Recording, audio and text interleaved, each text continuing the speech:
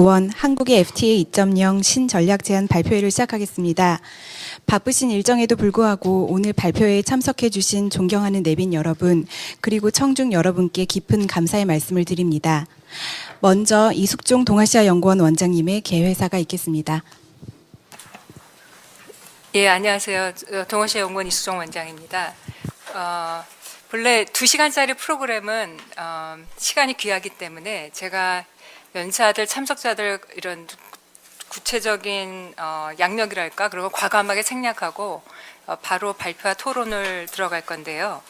먼저 저희 연구원에서는 좀 뭐라 그럴까, 우리나라의 주요한 외교정책, 통상정책 등등에서 조금 긴 호흡을 가지고 학자들이 모여서 이런 주요 어젠다에 대해서 연구를 해왔고요.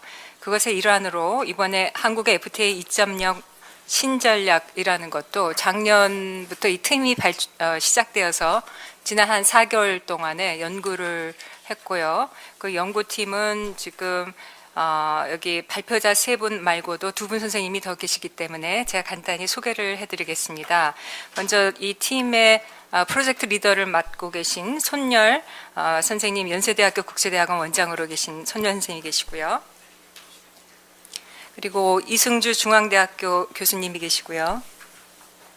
그다음에 여기 제 옆에는 송영관 한국개발연구원 연구원님이 계십니다. 그리고 지금 5명이 다 발표할 시간이 없어서 2명 선생님이 앞좌석에 앉아 계신데요. 저기 전재성 서울대 외교학과 교수님이 계십니다. 그리고 마지막으로 이용욱 고려대 정치학과 교수님이 계십니다. 이렇게 해서 5분 선생님이 너무 애써주셨고요. 오늘은 여기 또 플로어에는 하영선 동아시아 연구원 이사장님을 비롯해서 또 김인철 성균관대학교 경제학과 교수이자 현재 경제학회 회장을 맡고 계신 김 교수님도 오셨습니다. 그리고 다른 선생님들도 많이 참석해 주셨고요. 오늘은 굉장히 재미있는 토론이 될 것 같은데 저희 토론자가 6분이 다 이 분야에서 진짜 최고의 또 전직 현직 담당자로 비롯해서 또 지금 많은 연구 업적을 쌓고 계신 분들이 있으세요. 그래서 제가 토론에 나와 있는 그냥 그 순서대로 간단히만 말씀드리겠습니다.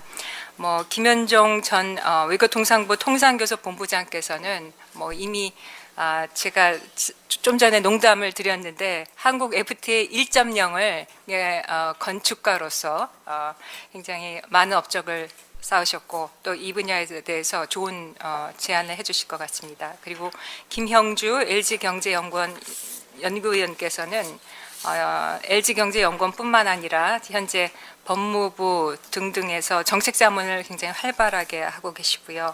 그다음에 박성훈 고려대 국제대학원 교수님께서도 한독 경상학회 회장을 맡고 계시고 다양한 정책 연구 활동을 하고 있습니다. 그리고 전정희 민주당 국회의원께서는 현재 산업통상자원위원회 위원으로 활동하고 계셔서 국회에서 좋은 활동을 하고 계십니다. 그리고 최경림 산업통상자원부 통상차관보께서는 그야말로 이제 실무적인 아까 이전에 통상교섭본부장에 해당될 것 같습니다. 그래서 그 산자부의 통상차관보로 이제 최근에 내정이 되신 분입니다. 그리고 마지막으로 최낙균 대외경제정책연구원 선임연구위원께서도 무역투자정책 FTA 팀 등등 또 KF 부원장을 맡아주셨고 여러 가지 활동을 했습니다.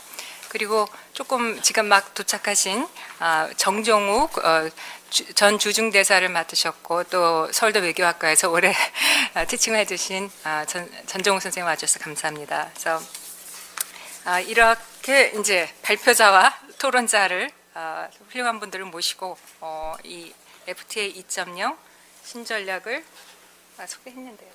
네, 그래서 시작하겠습니다. 그래서 시간이 없어서 일단 발표를 3분 선생님께서 10분씩 발표해 주시겠습니다.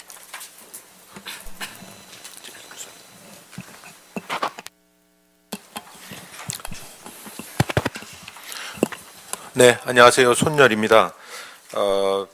제가 이 지금 FTA 2.0이라는 그 프로젝트 대해서 간단히 그 개요를 말씀드리고 왜 이 연구를 시작을 했는지, 그리고 저희가 그 생각하고 있는 그 주요한 그 문제점들, 그 다음에 그것을 극복하기 위한 방안에 대한 그 서론 파트를 제가 간단히 한 7, 8분 정도로 해가지고 말씀을 드리겠습니다.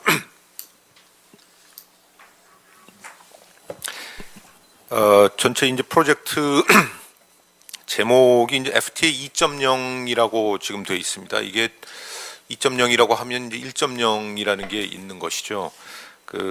저희가 그 FTA 1.0이라고 명명을 했던 시간은 지난 10년입니다. 그리고 그 지난 10년은 특히 2003년도에 그 노무현 정부가 출범하고 저희 오늘 그 토론조로 나오신 지금 그 김영종 당시 통상교섭본부장께서 이제 주로 아주 메인 액터로 활약을 하셨던 지난 10년이 되겠습니다. 지난 10년은 잘 아시겠지만은 저희가 10년 전까지만 해도 FTA 특히 동아시아 FTA 경쟁에서 상당히 뒤처져 있었기 때문에 이것을 따라잡기 위한 그런 전략으로 많은 노력을 했고 괄목할 만한 성과를 얻었던 것이 사실입니다. 그런데 이제 바로 그 성과의 성공의 역설로 이제는 우리가 더 이상 따라잡기의 스테이지에 지금 와 있지 않기 때문에 1.0이 아닌 2.0이라는 앞으로 10년을 내다보는 새로운 전략이 필요하다라는 게 첫 번째 이유가 되겠습니다. 두 번째는 단순히 그런 시간적인 측면뿐만 아니라 지금 2013년 현재의 한국이 당면하고 있는 세 가지 도전 요인이 있다라는 겁니다. 그래서 그 중에 첫 번째는 이제까지 한국이 열심히 성공적으로 해왔던 양자 FTA에서부터 이제는 다자 FTA로 전체 트렌드가 지금 변화하고 있다라는 것입니다. 다시 말해서 당장 현재 지금 한국이 한중일 FTA나 혹은 영내 포괄적 동반자 협정이라고 하는 동아시아 16개 국가들이 모여서 하는 협정이 있고요. 교섭이 있고, 또 다른 한편으로는 지금 TPP가 활발하게 지금 움직여 가고 있고, 한국도 가입의 요청을 간접적으로 지금 받고 있는 처지입니다. 그래서 이게 지역을 단위로 한 다자적인 FTA가 우리한테 지금 당면돼 있다. 그런데 다자 FTA는 양자 FTA와 협상의 전략도 좀 차이가 있고 목표도 좀 차이가 있고 해서 이것들에 대해서 좀 잘 적응을 해야 된다라는 것이 첫 번째 이유가 되겠습니다. 더군다나 지금 이런 다자 FTA가 중요한 문제로 떠오르는 것은 실제 시장의 변화가 그쪽으로 가고 있다라는 것입니다. 저희가 20세기 무역을 보면 한 국가에서 생산해서 다른 국가의 소비자들한테 이걸 파는 그런 과정에서 이제 통상 정책이 있었다라고 하면 현재 21세기 특히 동아시아에서 우리가 눈에 띄게 지금 찾아볼 수 있는 것은 생산이 한 국가가 아니라 지역 생산이 서로 분절돼서 분절된 태스크들이 지역을 단위로 해가지고 지금 이렇게 산재돼 있다. 그리고 그것이 네트워크적으로 엮여져 있어서 생산이 이루어지고 있기 때문에 과거와 같은 양국 간의 양자 FTA로 이런 문제들을 다 해결하기는 어렵다. 그래서 다자 FTA가 더 지금 중요성을 띠고 등장하고 있는 것이다라는 점이 되겠습니다.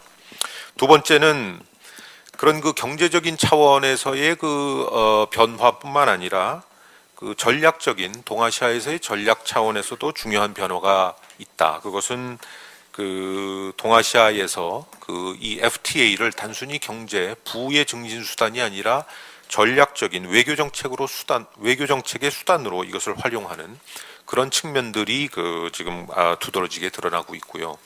특히 저희 보고서에서 계속 강조를 하겠지만은 현재 동아시아에서는 미국을 중심으로 한 FTA 네트워크와 중국을 중심으로 한 FTA 네트워크가 지금 서로 경합하고 있는 그런 양상을 보이고 있다라는 것입니다. 다시 말해서 미국은 TPP, 우리 한미 FTA도 했습니다만은 TPP를 중심으로 해서 동아시아에 적극적으로 경제적으로 전략적으로 개입해 들어오고 있는 그런 그 추세가 있는 반면에 그것에 대해서 대항해서 중국은 그 지역 인접 국가들과의 그 양자 FTA를 적극적으로 맺어왔고 특히 최근에 와서는 그 한중 FTA, 그다음에 한중일 FTA, RCEP 이런 것들을 굉장히 적극적으로 밀고 있다. 그것은 그 경제적인 이득뿐만 아니라 미국과의 경쟁의 차원에서 이런 것들을 전략적으로 강하게 푸시하고 있는 것을 우리가 알 수가 있습니다. 그래서 그것에 어떻게 능동적으로 대응을 하느냐가 두 번째 그 도전 요인이 되겠고요. 마지막으로는 국내 정치적으로도 2013년에 상당히 변화가 있는 것을 우리가 지금 감지하고 있습니다. 대표적인 게 이제 FTA에 대해서 일정한 좀 피로 현상들을 느끼고 있다라는 것인데 그것은 그 굉장히 힘겹게 대형 FTA를 체결했음에도 불구하고 FTA의 실익이 사회 전반에 골고루 그 확산되지 않고 있다. 이른바 그 트리클 다운 이펙트가 잘 일어나지 않고 있다라는 그런 그 비판입니다. 그래서 일부 수출 대기업이나 수출 수입업자들이 협소한 이익들은 늘어나고 있는 반면에 실제 그 소비자들이라든지 그 광범위한 경제 주체의 그 이득이 잘 배분되지 않고 있다. 이런 것은 그 특히 그 2008년도 세계 금융 위기 이후에 신자유주의라는 하나의 그 자본주의 유형에 대한 그 비판과도 맞물려 있습니다. 그래서 향후에 우리가 FTA 전략을 따질 때는 국내 정치적으로 이것이 FTA가 시장 선점 혹은 수출 시장 확대 혹은 신자유주의적 개혁 이런 것들을 넘어서서 또 새로운 우리가 그 목표들을 잡아내야 되는 거 아니냐, 그런 것들이 국내적인 변화의 요인이라고 할 수가 있겠습니다. 그래서 이제 그런 차원에서 그 저희 보고서가 전체적으로는 그 몇 가지 그 포커스를 두고 있는데, 첫 번째는 FTA의 다자화 경향에 대해서 앞으로의 협상 전략은 양자 FTA에서 많이 해왔던 그런 양혀한 협상, 다시 말해서 그 관세 장벽을 어느 정도 낮출 것이냐라고 하는 문제보다는 그 보다 보편적인 넓은 의미에서의 그 무역의 룰과 관련된 여러 가지 협상이 필요하다. 재산권 보장이라든지 원산지 규정이나 자본 이동, 인력 이동, 경쟁 정책, 인프라, 서비스 이런 쪽에 그 주요한 교섭 쟁점들이 있는데 거기에 대해서 능동적으로 대응을 해야 된다라는 것이고요. 두 번째는 그 저희가 여태까지 그 FTA 상대는 최근 한 5년 정도를 보면은 뭐 미국, EU 이런 그 굉장히 그 거대의 선진 경제국이었습니다. 경제권이었었죠.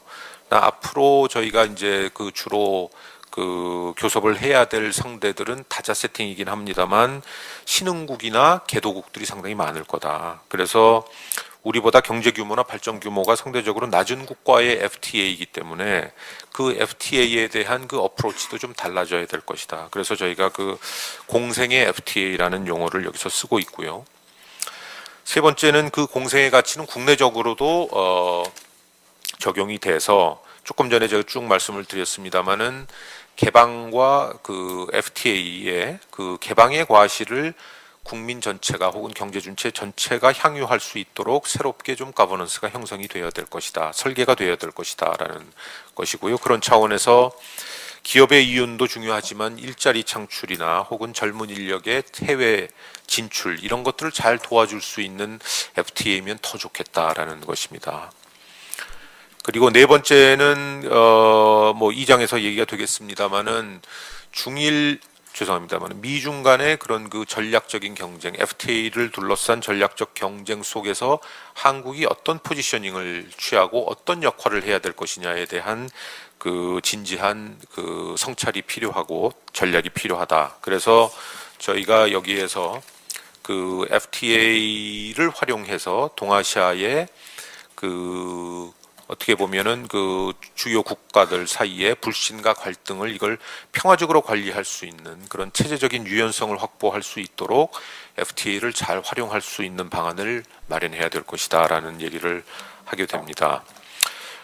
그래서 간단히 이제 그 마지막으로 정리를 하면 저희가 2.0이라고 명명했습니다만 이것이 지난 10년의 1.0에 대한 앞으로의 10년이라고 해서 2.0이라고 부르긴 했습니다만 그와 동시에 또 2.0 네트워크 2.0에서의 그 2.0이라는 의미를 잘 살리고 싶다. 그래서 그 FTA라는 그 열린 플랫폼 하에서 더 많은 행위자들이 참여하고 더 많이 경제 주체들이 공유하는 그런 FTA를 앞으로 만들어 나가야 되겠다라는 그런 원칙을 여기에서 그 제시를 하고 있습니다. 그래서 그 원칙에 따라서 저희가 뭐 강령이라는 표현을 붙였습니다만 이 표현이 조금 어색하시더라도 사실은 그 지난 연말에 저희가 그 한국 외교 그 전략을 지난 그 FTA 죄송합니다. EAI에서 제시를 할 때 그때도 10대 강령을 저희가 발표를 한 바가 있습니다. 그래서 그것에 준해서 저희 그 FTA에서도 앞으로 향후 FTA의 주요 강령으로 한 7가지를 저희가 제시를 하고 있습니다. 서론을 대신해서 이상으로 마치겠습니다. 감사합니다. 네, 감사합니다. 다음에는 이승주 선생님께 두 번째 발표를 부탁드리겠습니다.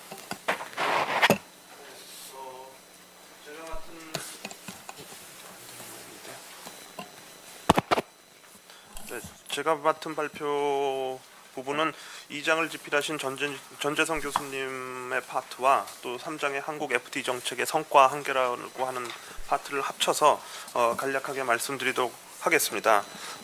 첫 번째 제가 드리고자 하는 말씀은 그 FTA라고 하는 뭐 시대적 조류라고 할까요? 이런 것들은 큰 틀에서 봐서는 국제통상 체제의 어떤 흐름 속에서 전개되는 것이다라고 말씀드릴 수 있겠고요. 또 한편으로 더 큰 차원에서 보면 국제통상 체제라고 하는 것은 국제 안보 정치 구조와 또 밀접한 관계가 있다라고 하는 말씀을 드릴 수 있겠고요. 그런 것들이 전반적으로 이른바 1945년 이후에 세계 질서의 맥락 속에서 좀 이해될 필요가 있다는 말씀을 드릴 수 있겠습니다. 그러니까 간략히 말씀드리면 1945년 2차 대전 직후에는 이른바 그 양극 체제라고 하는 국제 안보 정치 구조를 핵심으로 하고 있었고요. 그런 차원에서 이런 그 다자 무역 체제라고 하는 것들이 이런 그 자유주의 진영 내에서 하나의 그 무역 체제를 관장하는 거버넌스로 작동하고 있었다라고 하는 말씀을 드릴 수 있겠고요. 이런 것들이 이제 냉전의 붕괴와 함께 또 기본적인 어떤 변화의 움직임을 보이기 시작하는데요. 이때는 이제 미국을 중심으로 한 단극 체제라고 하는 국제 정치적인 구조가 성립이 되고 미국은 그걸 통해서 자국의 어떤 그 경제적 이해관계를 보다 적극적으로 투사하려는 움직임을 보이게 되고요. 그와 더불어서 이제 소위 말하는 워싱턴 컨센서스 등으로 대표되는 신자유주의적인 이념도 함께 수출하려는 그런 움직임을 보이게 됩니다. 그래서 이런 신자유주의적인 움직임이라고 하는 것들이 과거의 무역 체제에서는 다루지 않았던 어떤 굉장히 국내 정치적으로 민감할 수 있는 이슈들도 포함시키려는 그런 시도를 하고 있었기 때문에 WTO 차원의 어떤 다자 무역 협상이라고 하는 측면에서 보면은 무역 자유화의 움직임이 다소 지체되는 그런 현상들이 나타났다라고 말씀드릴 수 있겠고요. 그래서 주요 선진국들을 중심으로 해서 이런 WTO 차원의 어떤 다자 무역 자유화 협상 에 대한 대안으로서 어떤 양자적 FTA에 대한 어떤 움직임들이 나타나기 시작했고요. 그런 것들이 이제 1990년대 이후 2000년대 초중반까지 어떤 커다란 하나의 흐름으로 보이기 시작한다라고 말씀드릴 수 있겠습니다. 그래서 한국 같은 경우에도 이러한 통상체제 변화라고 하는 측면에서부터 자유로울 수 없었던 것은 너무도 당연하고요. 그런 과정에서 1990년대 말부터 FTA의 움직임에 본격적으로 동참하게 됩니다. 사실 한국의 FTA 동참이라고 하는 것은 다른 어떤 국가들과 비교했을 때는 조금 늦은 측면이 없지 않았고요. 1990년대 이후 이제 양자적 FTA가 굉장히 빠른 속도로 증가한 것을 감안하면 한국의 FTA 그 정책이라고 하는 것은 뭐 선제적인 움직임이라기보다는 이른바 FTA 따라잡기의 성격이 굉장히 강했다라고 하는 거고요. 그런 의미에서 한국의 초기, 특히 김대중 정부가 성립했던 그 초기의 그 FTA 정책은 수세적이고 좀 방어적인 성격이 강했다라고 하는 거고요. 전반적인 FTA 정책의 어떤 전략적 구상 이라고 하는 것은 다소 결여되어 있었던 측면이 강하다라고 하는 말씀을 드릴 수 있겠습니다. 이런 것들이 이제 1990년대와 2000년대 초중반의 어떤 특징들이라고 말씀드릴 수 있겠고요. 이런 것 이제 2000년대 후반으로 넘어오면 아까 송 교수님께서 말씀하신 바와 같이 어떤 지역적 차원의 어떤 양자적 FTA를 이제 다자화하려는 움직임이 FTA 어떤 대세로 조금 나타나기 시작하고요. 이런 것들이 현재 우리가 그동안 추구해왔던 FTA 정책들을 어떻게 발전적으로 전환시킬 것인가라고 하는 어떤 고민의 시점에 놓여 있는 것 같습니다. 거기에 대한 말씀들은 또 따로 송영관 박사님께서 좀 해주실 것으로 생각하고요. 제가 맡은 이제 그 FTA 정책의 어떤 성과와 한계라고 하는 부분들을 조금 소개해드리면은 그 첫 번째 한국 FTA 정책의 특징이라고 하는 것은 대외 협상의 측면에서 보면 상당히 그 높은 효율성을 가지고 있었다라고 하는 말씀을 드릴 수 있겠습니다. 이것은 그 한국이 그동안 그 이명박 정부까지 가지고 있었던 어떤 통상 정책 결정 구조라고 하는 어떤 제도적 요인하고 밀접한 관계가 있는데요. 그러니까 이른바 통상교섭본부를 중심으로 한 어떤 협상 구조라고 하는 것이 대외 협상의 효율성이라는 측면에서는 대단히 긍정적인 측면이 없지 않았다라고 하는 거고요. 이런 것들이 또 동전의 다른 측면을 말씀드리면 그런 것들이 상대적으로 비교해서 말씀드리면 국내 협상에서는 다소 소홀한 측면이 또 없지 않았다라고 하는 것을 말씀을 드릴 수 있겠습니다. 그래서 대내 협상과 대외 협상 사이에 일정 부분 불일치하는 현상들은 어쩌면 불가피한 현상이었다라고 말씀드릴 수 있겠고요. 그 과정에서 FTA 정책을 추진하는 데 있어서 국내적 갈등이 다소 수반될 수밖에 없었다라고 하는 말씀을 드릴 수 있겠습니다. 이런 것들이 이제 초기 FTA 정책 추진 과정에서부터 한국 FTA의 어떤 FTA 정책의 특징으로서 나타나는 주요 현상이라고 말씀드릴 수 있겠고요. 이거와 관련해서 나타나는 또 하나 특징이라고 하는 것은 한국 그동안 역대 정부가 FTA를 추진하면서 소위 말해서 FTA의 피해 집단에 대한 보상을 지급하는 그런 형태의 특징들이 발견된다라고 하는 것입니다. 그러니까 대외 협상을 굉장히 효율적으로 추진하다 보니까 국내적인 협상이 상당히 소홀해진 측면이 있었고요. 그렇다고 해서 피해 집단이 사라지는 것은 아니고요. 피해 집단이 어떤 형태로건 이제 자신들의 목소리를 내기 시작하는데 이게 통상 정책의 결정 구조의 특성상 FTA 정책에 대해 후반부에서 이런 집합된 형태의 목소리들을 내기 시작했다라고 하는 거고요. 대개 그런 것들이 협정의 서명 단계라든지 비준 단계에서 나타나기 시작하는 거고 이런 것들은 정부나 국회 모두 대개 피해 집단에 대한 보상, 특히 직접 보상을 지급하는 형태로 해결해온 측면이 없지 않았었다라고 하는 것입니다. 이런 것들이 국내 정치적인 면에서 보면 다소 FTA 정책이 이제 정치화되는 그런 측면들이 있었다라고 하는 말씀을 드릴 수 있겠고요. 또 하나 특징으로 말씀드릴 수 있는 것은 이제 그 노무현 정부에서 이제 FTA 로드맵이라는 것을 작성하게 되고요. 그거의 주요 내용은 이제 동시다발적 FTA 추진 전략과 거대 선진 경제권과의 FTA 추진 전략이라고 말씀드릴 수 있겠는데 물론 여기는 그 김현정 전 본부장님께서 와 계시지만은 이런 것들이 한국의 이른바 FTA 전략이라고 하는 것이 굉장히 구체화된 형태로 나타난 전략이 아닌가라고 하는 생각을 해볼 수 있겠고요. 이거를 통해서 한국이 글로벌 FTA 네트워크 속에서 이제 허브의 위치를 점하려고 한다는 그런 본격적인 구상이 이제 실현되기 시작하는 그런 단계라고 말씀드릴 수 있겠습니다. 그래서 동시다발적 추진 전략이라고 하는 것은 가능한 한 다수의 국가들과 많은 FTA를 체결함으로써 FTA 네트워크 속에 굉장히 그 유리한 위치를 점하자라고 하는 것이겠고요. 거대 선진 경제권과 FTA 추진 전략이라고 하는 것은 FTA의 실질적 효과를 기대할 수 있는 국가들과의 FTA를 선제적으로 체결하자라고 하는 것이고요. 이런 것들이 서로 상호 보완적인 측면이 있어서 원래 기대했던 원래의 목표들을 일정 부분 달성한 측면이 있다라고 하는 말씀을 드릴 수 있겠습니다. 그 과정 속에서 이제 한미 FTA라고 하는 것도 추진되었다라고 하는 말씀을 드릴 수 있겠고요. 한미 FTA가 갖는 특수성이라고 하는 것은 앞서 말씀드린 어떤 거대 선진 경제권과의 FTA 전략이라고 하는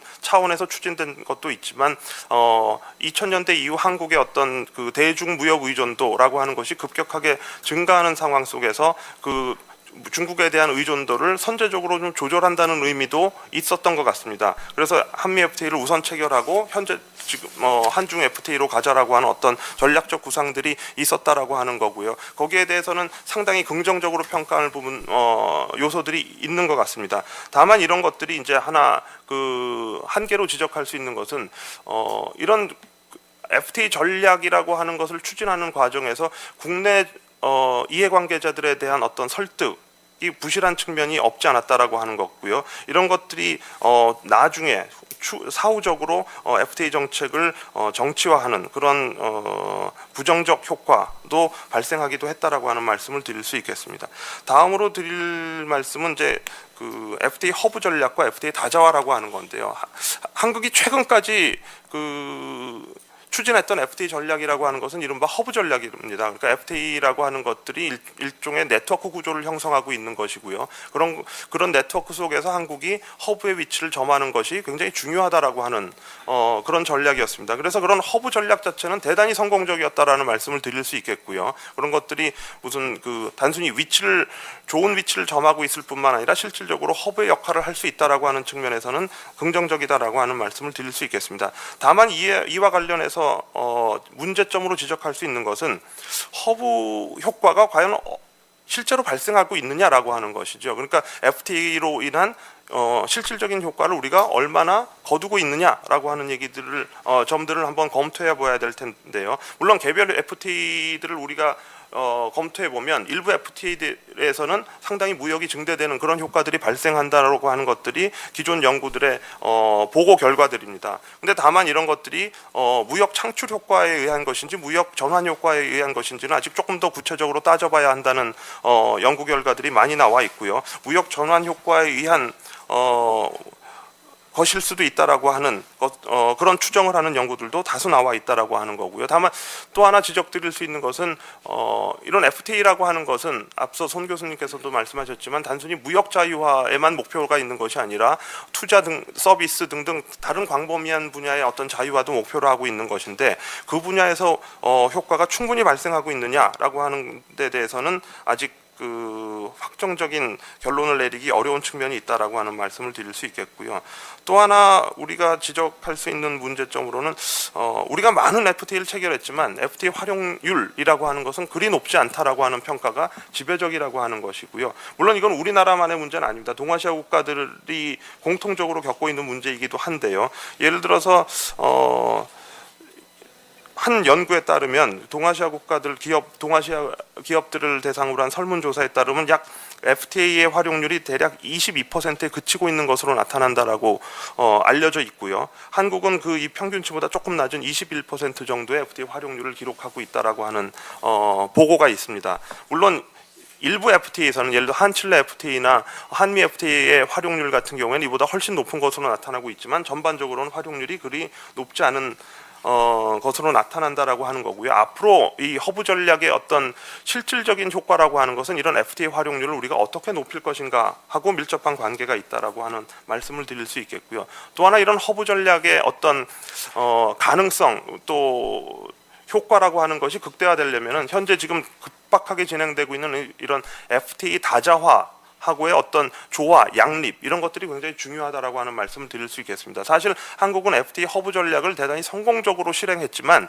FTA 허브 전략 이후에 FTA 다자화는 어떻게 이끌고 갈 것인가에 대해서는 아직 그 전략이 구체화되어 있는 것 같지 않습니다. 이것은 FTA 허브 전략을 포기하고 다자화로 가라는 것이 아니라 기본 FTA 허브 전략 위에 FTA 다자화라고 하는 것을 어떻게 양립시킬 것인가라고 하는 문제라고 말씀드릴 수 있겠고요. 마지막으로 드릴 수 있는 말씀은 물론 일부 FTA이긴 합니다만 한국의 FTA 추진 과정에서는 경제와 안보가 연계되는 에코노믹 시큐리티 넥서스라고 하는 현상들이 발견된다라고 하는 거고요. 이런 것들은 FTA 다자화 과정에서는 보다 본격적으로 나타날 것이라고 생각이 됩니다.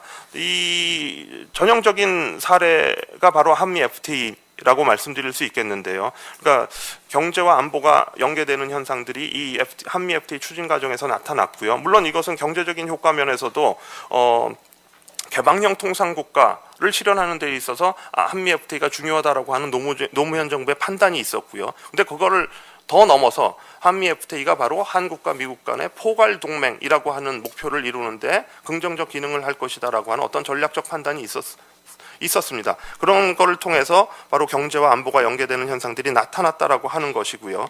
그러나 이런 것들이 안보와 경제를 연결하는 데 있어서 역시 국내적인 설득이라고 하는 것들은 다소 부족한 측면이 없지 않았다라고 하는 거고요. 그런 이유로 해서 결과적으로 한미 FTA의 추진 과정이 국내적으로 정치화된 측면이 있다라고 하는 것입니다. 다시 말해서 FTA는 어떻게 보면 경제적인 문제인데, 다시 말해서 FTA에 관한 찬성과 반대가 경제적인 문제로, 경제적인 관점, 이해관계로 갈리는 것이 아니라 사회 문제, 정치 문제를 포괄한 어떤 총체적인 그 이해관계라고 하는 관점에서 이런 것들, 한미 FTA에 대한 찬반이 재형성되는 그런 결과가 초래되었다라고 하는 것이고요. 그래서 이런 안보와 경제를 연계하는 데 있어서는 보다 조금 신중한 접근이 필요하다라고 하는 어떤 교훈을 얻을 수 있을 것이라는 생각을 할 수 있겠습니다. 제 발표는 여기서 마치도록 하겠습니다. 네, 감사합니다. 그럼 마지막 발표는 송영관 연구위원님께서 해주시겠습니다. 네, 제가 발표할 부분은 쟁점과 전략 부분인데, 이 부분은 저하고 그 이용욱 교수님하고 이승주 교수님이 이제 같이 작업한 내용을 제가 말씀을 드리겠습니다. 일단 쟁점과 전략 부분을 우리가 할 때 가장 중요하게 생각할 부분으로 세 가지를 들 수가 있을 텐데, 일단 처음에 이제 중국의 부상으로 인해서 지금 FTA가 이제 블록화로 이렇게 가고 있다는 그런 점. 그 다음에 우리가 기존의 그 아세안을 빼놓고는 선진국들하고 FTA를 맺었지만 이제 앞으로 우리가 그 나가야 될 FTA는 많은 그 개도국들이 포함되어 있다는 점.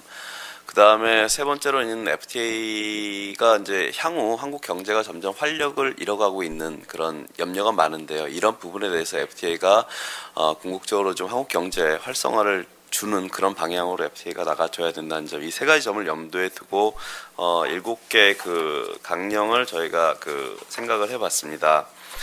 첫 번째는 이제 개방과 참여의 FTA인데요. 일단은 지금 이제 크게 생각을 해보면 미국 중심의 그 지금 TPP가 그 진행이 되고 있고요. 그 다음에 6월부터 미국과 EU의 그 FTA인 TTIP가 또 이제 진행이 될 겁니다.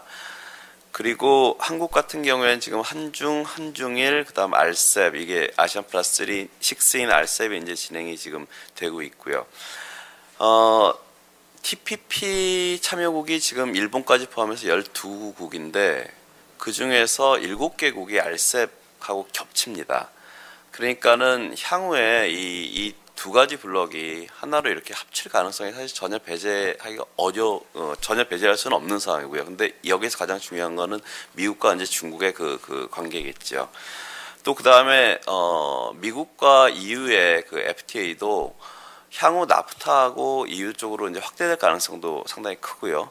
또 그렇게 되면 TPP하고 또 이 TTIP라는 부분이 또 이 연계가 될 가능성이 또 사실 굉장히 많거든요. 그래서 예전에 그 FTA가 그 WTO 그 멀티래터럴 시스템의 빌딩 블록이냐, 빌딩 스텝이냐, 아니면 스텀블링 스텝이냐, 거기에 대해서 이제 논란이 많이 있었는데, 이렇게 다 그 블록화가 되면서 궁극적으로 이게 사실 어떤 그 전 세계적인 자유화로 흘러갈 가능성이 전혀 없는 게 아닙니다. 그래서 이런 부분을 우리가 염두에 두고 이 여러 가지 진행되고 있는 FTA가 나중에 하나로 합쳐질 때 이제 문제가 되는 요소들을 많이 없애야 된다. 이게 이제 초점입니다. 그래서 뭐 예를 들어서 지금 미국하고 그 EU하고 가장 그 통상 분쟁은 뭐냐면 그 항공기 관련한 그 보조금 문제입니다. 그다음 농업 문제고요. 이런 부분들이 TTIP에서 어떤 규범이 만들어진다면 이게 국제 규범으로 이제 발전할 가능성이 굉장히 큽니다. WTO 규범 자체도 뭐 아시다시피 40년대 GATT가 만들어지고 그 이후에 이제 뭐 WTO가 오면서 여러 가지 농업이라든가 여러 가지 분야별 보조금이라든가 분야별로 이제 협정이 만들어져 있지 않습니까? 그리고 지금 서비스에 대해서는 GATT 협정이 있지만 그 내에서 사실 구멍들이 굉장히 많은 상태고요. 앞으로 계속 이런 규범들이 이제 발전이 돼야 될 겁니다. 그래서 이런 부분에 대해서 향후 그 FTA에서의 그 논의가 굉장히 중요할 것 같은데 우리는 그 RCEP에 지금 TPP라든가 뭐 TTIP 이쪽은 우리가 참여하고 있지는 않지만 이쪽의 논의 과정을 우리가 잘 팔로우해가지고 RCEP에 그쪽 그 규범하고 이쪽이 나중에 통합이 될 때 별로 문제가 없는 그런 역할을 하는 게 굉장히 중요할 것 같습니다. 그 다음에 이제 두 번째로 중요한 게 우리가 이제 향후 FTA를 맺을 대상국들이 주로 개도국이기 때문에 이 개도국들은 발전 단계가 좀 낮은 상황입니다. 그래서 이왕이면 우리가 개도국들한테 꼭 이렇게 자유화를 요구할 뿐 아니라 뭐 ODA랑 좀 연계해가지고 뭐 전자 관세화라든가 지금 하고 있는 여러 가지를 좀 연계해가지고 그걸 FTA 틀 내에 담음으로써 개도국들한테 좀 이게 공생의 FTA다 이런 그 이미지를 주면서 가는 것이 우리 한국의 그 중견 그 국가로서의 그 중요한 역할이 아닐까 이런 생각이 듭니다. 그래서 이를 위해서 이제 필요한 게 개도국들은 암마에도 뭐 여러 가지 제도라든가 이런 게 이제 아직 발전이 안 된 부분이 많기 때문에 그 관심 분야별로 이렇게 어떤 위원회라든가 이런 걸 만들어 가지고 계속 FTA 안에서 그런 논의들이 계속 발전될 수 있는 그런 틀을 만드는 게 중요하지 않을까 이렇게 생각을 합니다. 그다음에 두 번째는 이제 높은 수준의 자유화입니다. 우리가 RCEP을 특히 이제 염두에 뒀을 때 가장 중요하게 생각해야 될 현상은 뭐냐면 지금 그 글로벌 서플라이 체인이라는 동아시아를 중심으로 해서 지금 그 국제 그 생산 네트워크가 지금 형성이 되어 있습니다. 이 부분을 우리가 잘 발전을 시켜서 그래서 궁극적으로 동아시아 이쪽에 그 다른 나라들까지 이러한 그 이익이 공유될 수 있도록 하는 게 굉장히 중요할 것 같은데요. 이를 위해서는 중간재의 흐름에 대해서 그 중간재의 흐름을 막는 그러한 그 장벽을 많이 제거를 해야 될 겁니다. 그래서 이제 뭐 관세라든가 그다음에 원산지 규정의 통일이 굉장히 중요하겠고요. 그다음에 서비스 투자의 자유화도 물론 중요할 겁니다. 그다음에 여기에 덧붙여서 전문 인력들의 그 이동 이런 부분도 굉장히 중요하게 이제 우리가 생각을 해봐야 될 부분입니다. 그리고 이제 또 하나 부분이 이제 정보 조달 부분인데 WTO에 이제 정보 조달 협정이 이제 있지만 이거는 WTO 회원국 전체에 해당되는 게 아니라 가입국 제가 지금 정확히 기억 못하는 11개국인가 아무튼 거기에만 해당이 됩니다. RCEP 국가에서는 한국, 일본, 싱가포르만 그 GPA라 그러는데 여기에 가입이 되어 있는 상황입니다. 그래서 근데 이 정부 조달 시장이 얼마나 클까 여기에 대해서 뭐 정확한 자료는 없습니다. 2003년도에 OECD에서 추정을 했는데 한 15에서 20% 뭐 이렇게 얘기를 하고 있고 중국 같은 경우에 뭐 50%가 넘는다 이런 추정도 있고요. 근데 이제 개도국 같은 경우에 특히 이 정부 조달 시장이 굉장히 크기 때문에 정부 조달 시장에 사실 개방이 없이 그냥 일반 시장만 개방한다면 그 뭐 50%라 생각했을 땐 사실 경제의 반만 개방하는 그런 효과밖에 없는 것입니다. 그래서 이 정부 조달 시장 이 부분을 어떻게 해야 될까 이것도 굉장히 중요하고요. 근데 WTO의 그 GPA가 있기 때문에 이 부분과 어떻게 연계시켜 나갈까 이것도 큰 숙제라고 생각을 합니다. 그 다음에 이제 중요한 부분이 이 투명성, 그리고 경쟁 정책, 지식재산권, 환경 정책 이런 부분에 대한 그 제도의 그 선진화 부분인데, 특히 투명성 부분이 이제 중요하게 생각이 되는 부분은 일단 그 무역을 방해하는 요소가 직접 장벽이 있고 간접 장벽이 있습니다. 그러니까 직접 장벽이라는 거는 뭐 관세, 보조금, 비관세 장벽 뭐 이런 것들이 이제 되겠고요. 간접 장벽이 바로 이 규제의 불투명성입니다. 우리나라가 지금 그 예를 들어서 그 외국인 투자가 GDP 대비 그렇게 큰 부분이 아닙니다. 그 역할을 많이 들어오질 않고 있는데 많은 부분은 규제의 불투명성을 얘기를 하고 있습니다. 그러니까 우리나라 규제의 불투명성, 그 다음에 규제의 예측성이 떨어진다. 그걸 굉장히 이제 지적을 하고 있는데 개도국에 있어서 이런 문제는 더 심각할 겁니다. 그래가지고 이 부분에 대해서 우리가 지금 현재 시스템 내에서의 그 일단 규제의 투명성도 중요하고 또 어떻게 이 투명성을 계속 높여 나갈까. 그래서 이제 서비스 같은 경우에는 네거티브 리스트 방식이 사실 규제의 투명성에는 굉장히 좋은 방식이고요.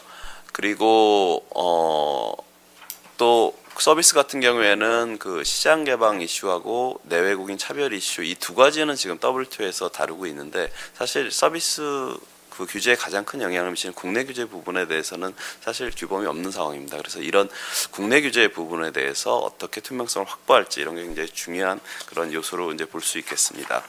근데 이제 후진국 같은 경우에, 개도국 같은 경우에 특히 아직 그 제도가 좀 명확하지 않은 경우가 많고 선진화가 덜 돼 있기 때문에 이런 부분에 대해서 역시 그 위원회 같은 걸 만들어 가지고 이렇게 지속적으로 갈 수 있는 그러한 그 틀을 만드는 게 중요하지 않을까 생각합니다.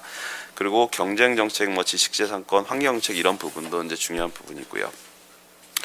그 다음에 이제 어떤 FTA에 우리가 초점을 많이 맞춰야 될까? 그래서 지금 FTA 뭐 한중일, RCEP, TPP 이 세 가지를 생각을 해봤을 때 일단은 지금 현재 협상이 진행되고 있는 게 한중일하고 RCEP입니다. 뭐 이게 빨리 될 거라고는 생각하시는 분은 많지 않을 겁니다. 그리고 TPP에 대해서 지금 미국에서 요청이 굉장히 많은 상황이고요. 그럼 이걸 어떻게 해야 되느냐? 일단은 협상은 우리 혼자 하는 게 아니기 때문에 상대국의 여건에 따라서 이제 진행 속도가 다 달라지겠죠. 근데 TPP 같은 경우에는 우리가 추가로 그 협상의 인풋이 추가로 들어가야 될 우리가 좀 이렇게 좀 할 수 있는 그 인풋 여지가 상당히 적은 상황입니다. 그래서 우리는 이 한중일하고 RCEP 부분을 어떻게 잘 디자인해서 갈지 여기에 좀 초점을 맞추는 게 좋지 않을까 이렇게 생각을 하고요. 그 다음에 중견국 가교 외교로서 이제 이 FTA를 생각을 하는데 물론 FTA가 과연 그 평화라든가 뭐 이런 수단으로 적합한 거냐 여기에 대해서 논란의 여지가 있습니다. 근데 우리가 EU 통합을 생각을 해보면 결국은 그 2차 대전 이후에 그런 EU의 전쟁을 막자는 취지에서 시작된 게 그 EU의 통합이었지 않습니까? 그래서 궁극적으로 RCEP이라든가 뭐 이런 부분도 결국은 그런 개념이 좀 들어갈 수 있을 것 같고요. 특히 미국과 중국 간의 그런 요소에서 우리가 만약에 TPP도 참여하고 RCEP도 참여한다 그러면 우리가 그런 가교 역할, 두 나라의 거기서 가교 역할을 할 수 있지 않을까 이렇게 생각을 합니다. 그다음에 다자 협상에서는 뭐 원칙 워낙 이질적이기 때문에 거기서 이제 원칙적으로 좀 최소화 원칙은 좀 최소화하는 게 중요할 것 같고요. 그다음에 규제에 대해서 굉장히 각국의 자율성을 주는 게 중요하지 않을까 싶습니다. 그리고 분해와 이슈 연계 부분은 우리가 지금 많은 부분은 이제 진통이 예상이 되기 때문에 그런 부분에 대해서는 좀 여러 단계로 나누어서 이 협상을 한 번에 하지 말고 좀 이렇게 점진적으로 가자 이 의미입니다. 그 다음에 비정부 간 네트워크 활성 및 활용 부분은 정부 간의 대화도 굉장히 중요하지만 예를 들어서 아세안 같은 경우에는 에리아라는 연구소가 있습니다. 담당한 연구소와 그리고 국내 연구소 뭐 KF라든가 KDI라든가 이런 또 동아시아 연구원이라든가 이런 연구원끼리의 논의 이런 것도 굉장히 건설적이 되지 않을까 싶습니다. 그다음 마지막으로 국내 대책에서 이제 국내 보안 대책의 정치화를 막고 사회 안전망을 강화하는 방향으로 정책이 이루어져야 된다는 부분입니다. 우리가 맨 처음에 한칠레 FTA를 했을 때 포도농가가 지불된 금액이 굉장히 많을 겁니다. 근데 실제로 포도농가 피해를 입은 건 아니었고요. 이 국내 대책 부분에서 이제 시작은 미국의 트레이드 어저스먼트 어시스턴트라는 제도가 있습니다. 그게 70년대 케네디 때 아마 만들어진 제도라고 제가 알고 있는데 그게 이제 쭉 한 40년 이상 이렇게 진행이 됐기 때문에 그 효과를 이제 경제학자들이 좀 이렇게 연구를 해봤습니다. 근데 대체로 결론은 정치적으로는 효과가 있을지 모르지만 실제로는 의미가 별로 없다. 이게 이제 주요 결론입니다. 무역의 이익을 우리가 생각을 해봤을 때 예전에 뭐 여러 가지 이유가 있었는데 2000년 이후에 이제 무역이 어떻게 한국의 경제의 생산성을 높이느냐 이 메커니즘이 뭐냐 여기서 이제 나온 얘기가 뭐냐면 무역은 한계 기업들을 도태시키기 때문에 한계 기업들이 결국 일국의 생산성을 낮추는 그러한 역할을 많이 하고 있는데 이런 한계 기업들을 도태시킴으로써 결국 생산성이 올라간다. 이 메커니즘이 이제 국제무역 이론에서 잘 지금 확립이 되어 있는데요. 실제로 경제 활성화를 위해서는 이렇게 좀 한계 기업이 도태될 필요가 있습니다. 그 대신 여기에 근로자들에 대해서는 재교육이라든가 이런 재취업 기회를 부여함으로써 이분들이 그 새롭게 많이 발전되는 그런 쪽으로 이렇게 가는 그 통로를 만들어줘야 됩니다. 근데 우리나라는 지금 그 한미 FTA 이후에 여러 가지 국내 보완 대책을 많이 만들었는데 대부분 다 기업 지원입니다. 망하는 기업. 그러니까 한계 기업이 도태가 안 돼요. 근데 이 부분을 사실 의미가 있게 하려면은 노동자 지원으로 바꿔줘야 됩니다. 그러니까 노동부에서 어떤 교육 시스템이라든가 이런 쪽으로 지원이 많이 가줘야지 이게 의미가 있는 건데 우리나라 같은 경우에는 노동부 쪽의 예산은 굉장히 적고 거의 대부분 그 산업자원통상부의 예전에 그 산자부 거기에 굉장히 예산이 많이 가 있습니다. 그래서 이런 부분이 좀 문제가 있다고 생각을 하고 그래서 이런 재교육, 사회 안전망 이런 걸 통해서 그 국내 대책을 보완을 해야지 이런 기업 지원을 통해서 한계 기업의 도태를 막는 그러한 그 정책은 한국 경제의 그 앞날을 위해서 결코 바람직하지 않다 이렇게 생각을 합니다. 이상 발표를 마치겠습니다. 네, 세 분 선생님 감사합니다. 지금 토론자가 왼쪽 오른쪽으로 세 분씩 앉아 계신데요. 일단 안쪽부터 시작하겠습니다. 그래서 첫 번째 이제 김현종 선생님과 네, 최경림 산자부 통산차관보님께 뭔가 좀 1.0의 건설자로서 또 2.0을 실시하실지 현재 책임을 맡고 계신 두 분께 토론을 부탁드리겠습니다. 김현종 선생님 먼저 시작하시죠. 예, 감사합니다. 발표 세 분 발표 다 잘 들었습니다. 시간상 제가 좀 간단히 그 말씀을 드리겠습니다. 그 모든 정책처럼 FTA 정책도 마찬가지로 그 패러다임, 그 틀을 봐야 됩니다. 그 패러다임이 중요합니다. 우리가 세종대왕을 높이 평가하는 이유는 그 당시에 독자적으로 자주적 외교 국방을 추진했기 때문입니다. 그래서 한글을 만든 겁니다. 중화권에서 자주 노선을 걷기 위해서. 통상 정책을 포함한 모든 정책도 마찬가지로 큰 틀이 위대한 대한민국 만들기라는 목적하에서 이게 맞춰져야 됩니다. 다시 말씀드리자면은 군사, 경제, 외교 역량을 키워서 열강국들에 대한 열강국들에 대한 우리의 의존도를 낮추고 또 열강국들이 우리에 대한 의존도를 높여야 됩니다. 그래야지만 아마 원자력 협정 같은 것도 우리 뜻대로 이게 관철이 될 겁니다. FTA 2.0 정책도 이 구한말 때와 유사한 그 지정학적 배경과 우리의 그 영향을 직접적으로 미치는 일본의 엔저 정책을 감안해서 우리 정책을 수립해야 됩니다. 국부를 늘려서 통일 준비를 해야 되는 거죠. 지금 이제 그 가장 많이 그 언급된 것 중에 하나가 TPP입니다. TPP는 아주 좀 복잡하게 이제 좀 이렇게 들릴 수도 있겠지만 간단합니다. 이건 미국과 일본의 FTA입니다. 그러면은 우리로서는 45개 플러스 국가와 FTA를 체결한 한국에게 TPP나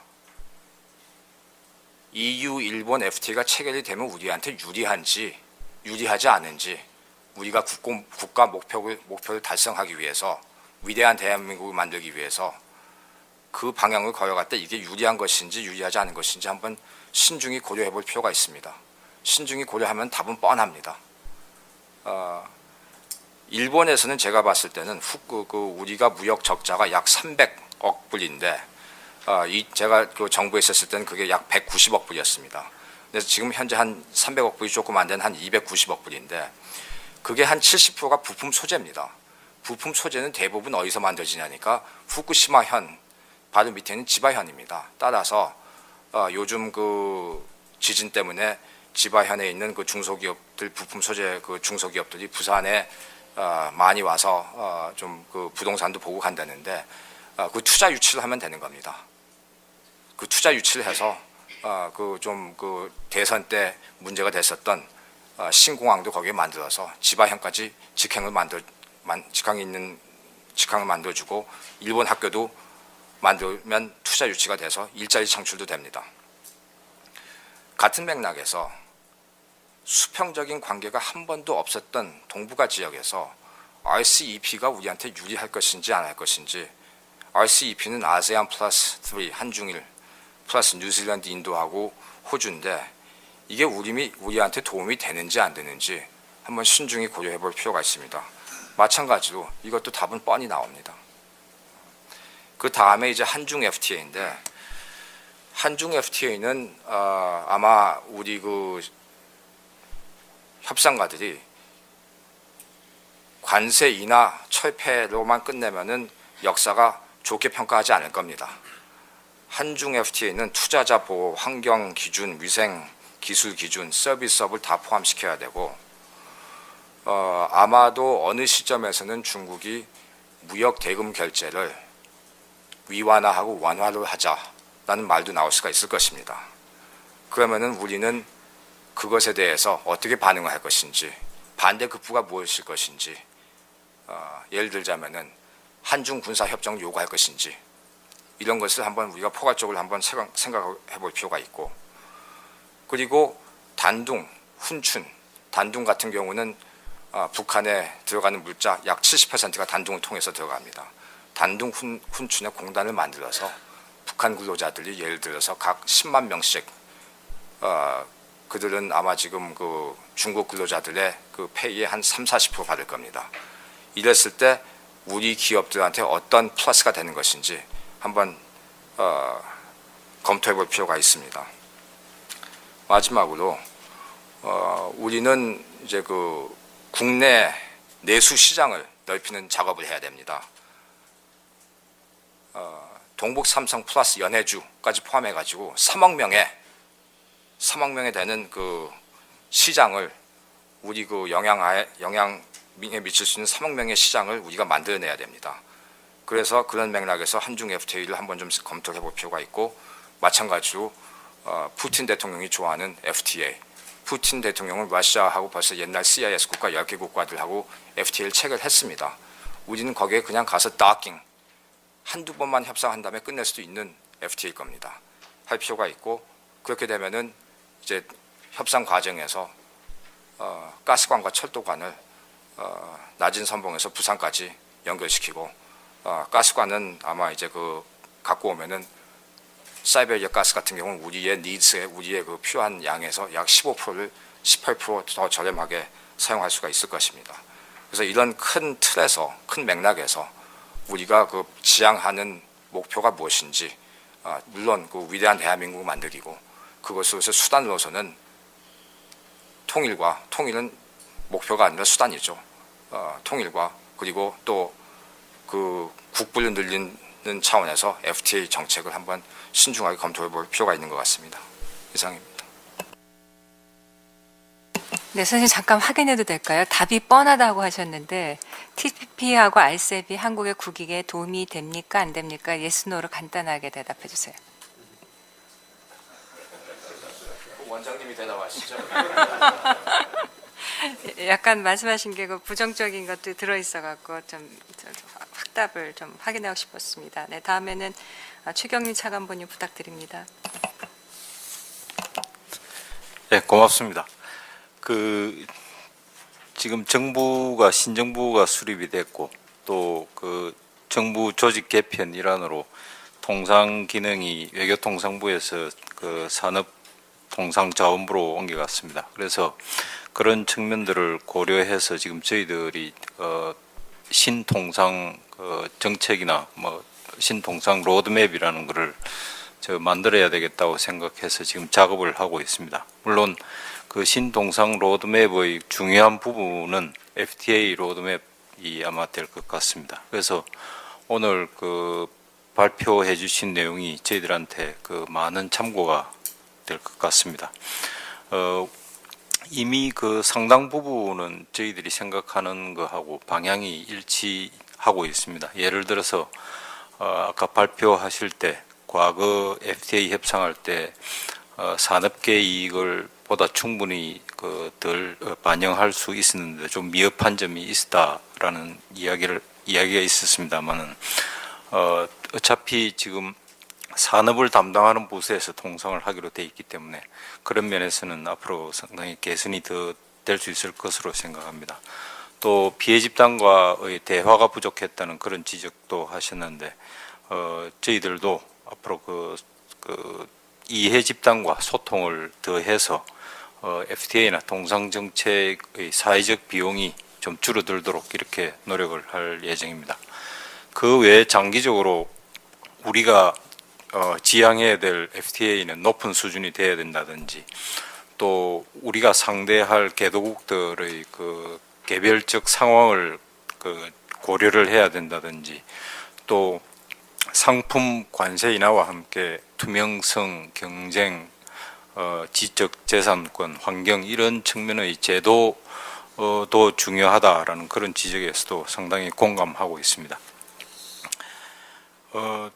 정부 관계자로서의 발언은 여기까지만 하고 제 개인적인 입장에서 몇 가지만 코멘트를 하겠습니다.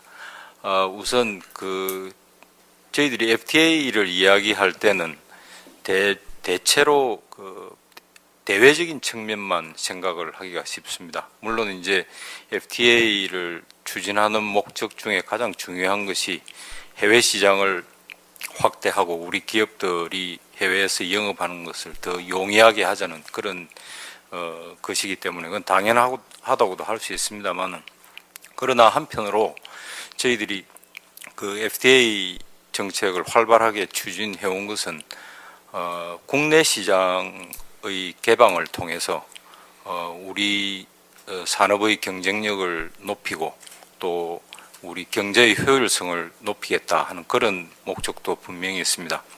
그래서 저희 정부가 1970년대 후반, 1980년대 초반부터 사실은 돌이켜보면 개방 정책을 계속 꾸준하게 추진을 해왔습니다. 그래서 그런 개방 정책이 우리 경제 성장의 중요한 주동력이 됐던 것은 분명하고, FTA도 그런 측면에서 봐야 됩니다. 그래서 FTA에 대한 평가도 이런 국내적인 측면에 대한 평가가 반드시 수반되어야 하지 않을까 하는 그런 생각을 해봅니다.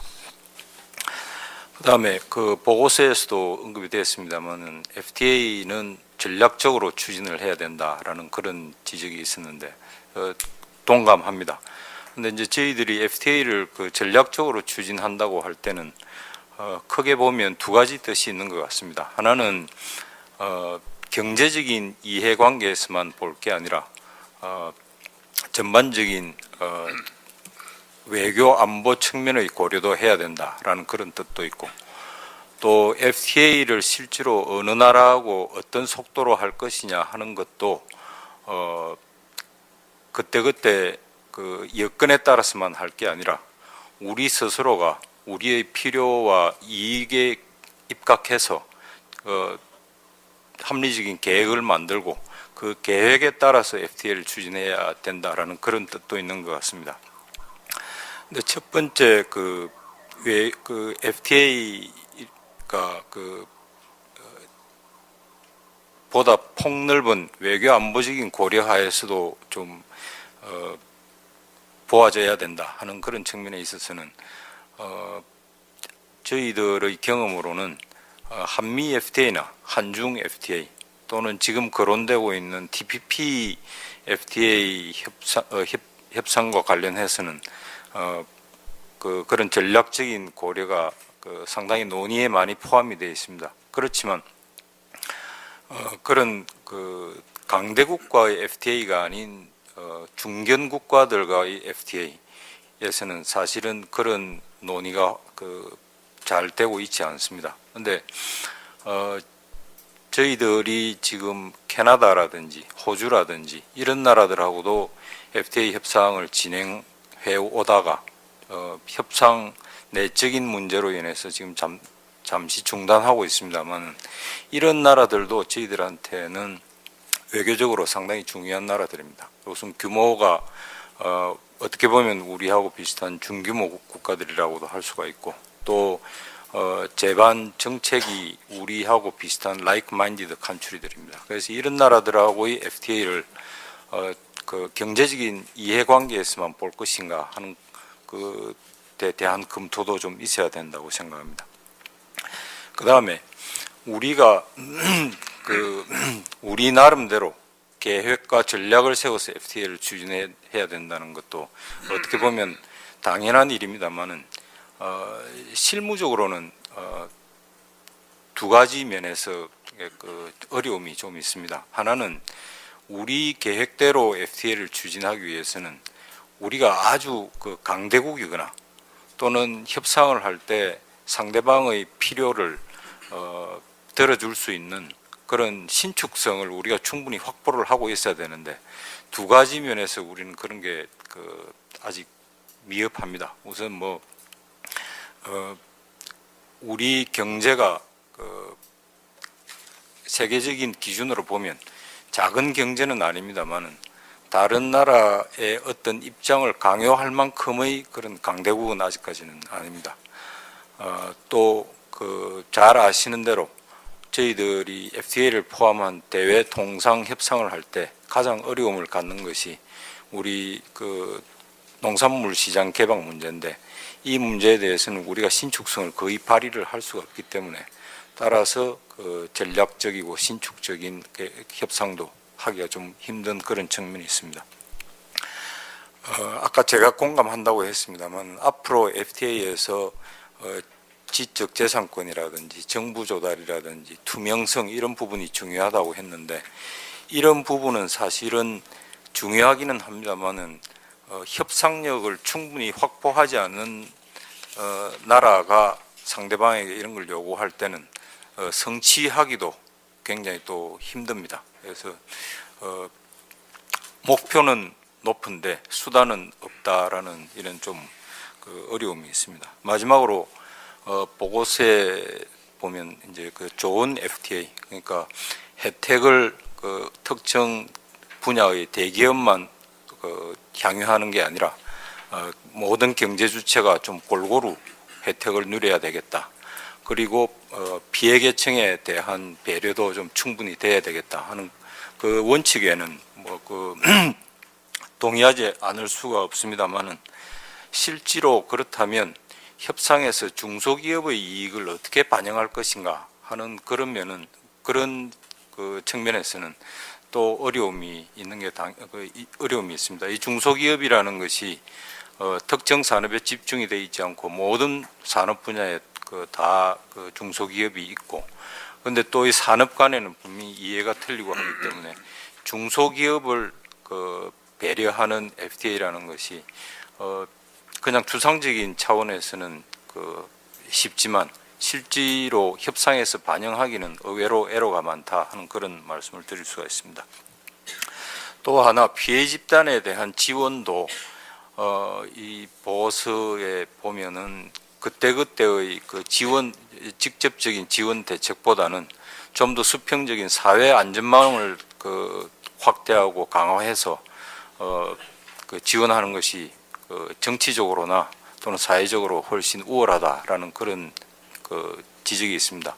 그것도 분명히 맞는 말입니다. 근데 현실 정치적인 측면에서 보면 저희들 우리나라에서 농업은 이런 대외 그 FTA 협상을 하면 거의 항상 그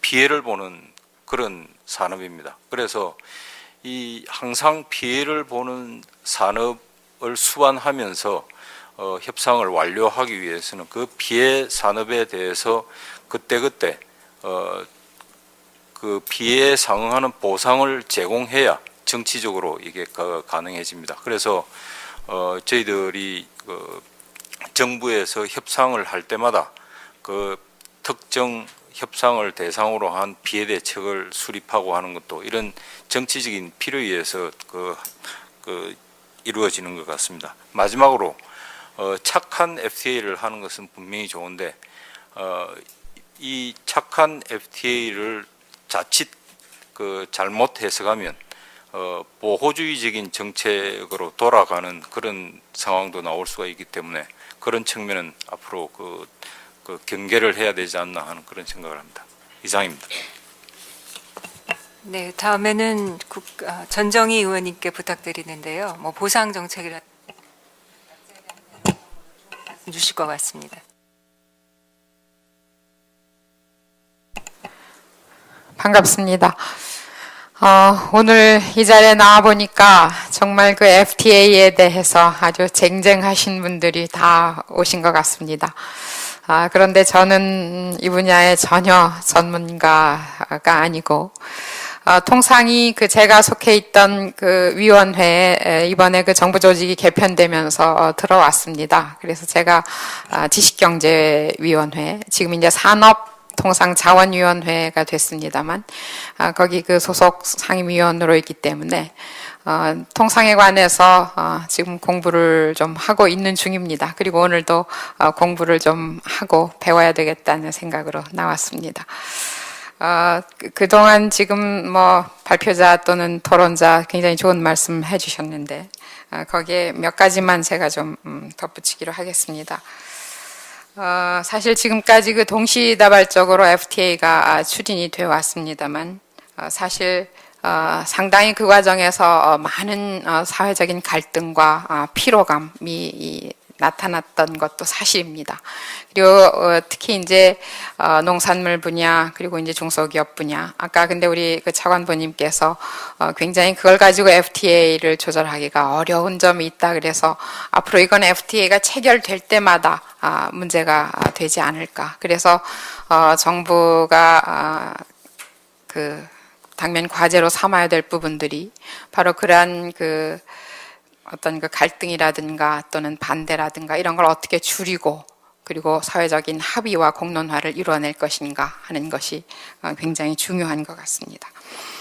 지금 그 최근에 동아시아 지역에 다자 FTA가 지금 전환되는 움직임이 보이고 있는데, 특히 이제 그것이 그 미국과 중국 간의 그런 그 FTA 네트워크를 둘러싼 전략적 갈등적인 측면이 있지 않나 그렇게 생각을 합니다. 특히 이제 우리나라 같은 경우는 중국의 대북한 영향력이라는 것을 고려해서 이런 그 정치 외교적 목적도 한중 FTA 한 축이 되고 있다고 생각을 합니다. 그리고 오늘 발표하신 내용에도 언급이 되어 있습니다만, 국제통상 환경이라고 하는 것이 지금 그 양자간 FTA에서 다자간 FTA로, 그래서 지금까지 많이 나온 것처럼 한중일 FTA, 또 RCEP, 그리고 TPP 이런 것들이 얘기가 되고 있는데, 충분히 이제 공론화 과정을 거쳐서 이루어져야 되리라고 생각을 하고요. 특히 이제 한미 FTA 같은 것은 뭐 여러분들이 다 심장하시는 것처럼 동아시아 무역 네트워크에 우리나라를 통한 어떤 그 미국의 링크 전략이 거기에 있지 않았나. 그리고 반대로 중국은 미국 중심의 TPP에 우리나라를 통한 또 링크 전략을 구사할 수 있다고 생각을 합니다. 그래서 그 정부가 어떻게 생각하고 있는지는 모르지만 이 한중 그리고 한중일 FTA 또 RCEP, TPP 이런 것이 상호 간에 굉장히 복잡한 양상을 띠고 전개가 될 것이어서 여기에 대한 그 통상뿐만 아니라 외교 전략 대응도 아주 치밀하게 이루어져야 되리라고 생각을 합니다. 정부는 보면은 그 한중 FTA를 먼저 체결을 하고 그 다음에 한중일 FTA 또 RCEP 여기에 적용하고자 하는 그 전략을 세운 것 같은데요.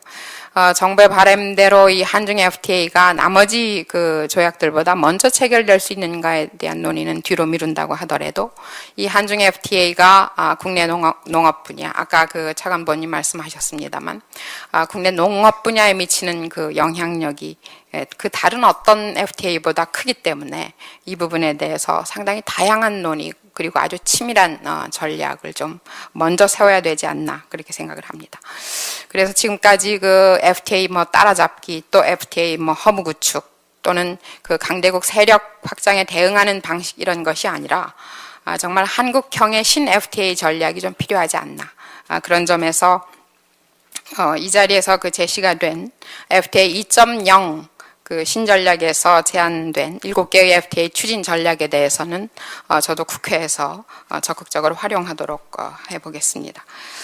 지금 그 미국과 EU와 같은 그 거대한 경제권에서 FTA가 발효된 이후에 동시다발적으로 FTA가 이루어지고 있기 때문에 거기서는 전략적인 문제가 좀 제기가 되고 있지 않나 그렇게 생각이 됩니다.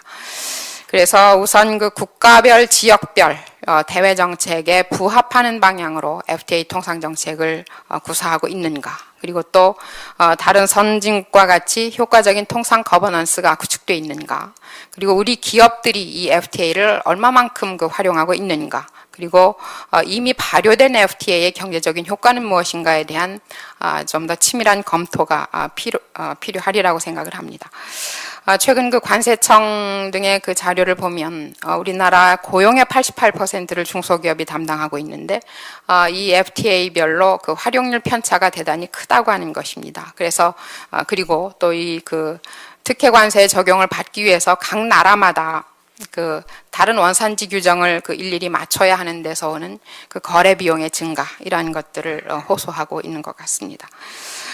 특히 이제 아까도 말씀드린 것처럼 또 앞에서 말씀하신 것처럼 사회적인 갈등과 비용이라는 것을 어떻게 낮출 수 있는가, 이러한 전철을 밟지 않도록 이 국제 외교와 이 동아시아 통상 움직임에 능동적으로 대응할 수 있는 방안이 바로 2.0에 좀 담겨져야 되지 않나, 그런 생각이 듭니다. 그래서 제가 짧은 생각입니다만 몇 가지 생각하는 걸 좀 말씀을 드리면, 새로운 FTA 패러다임이 좀 제시돼야 되겠다 하는 것입니다. 그동안에는 거대한 소비자의 이익, 그리고 국내 경제 체제의 효율성 증진을 위해서, 말하자면 가진 자 위주의 냉혹한 FTA였다고 한다면 이제는 조금 인간의 얼굴을 한 통상이 필요하지 않은가 하는 것입니다.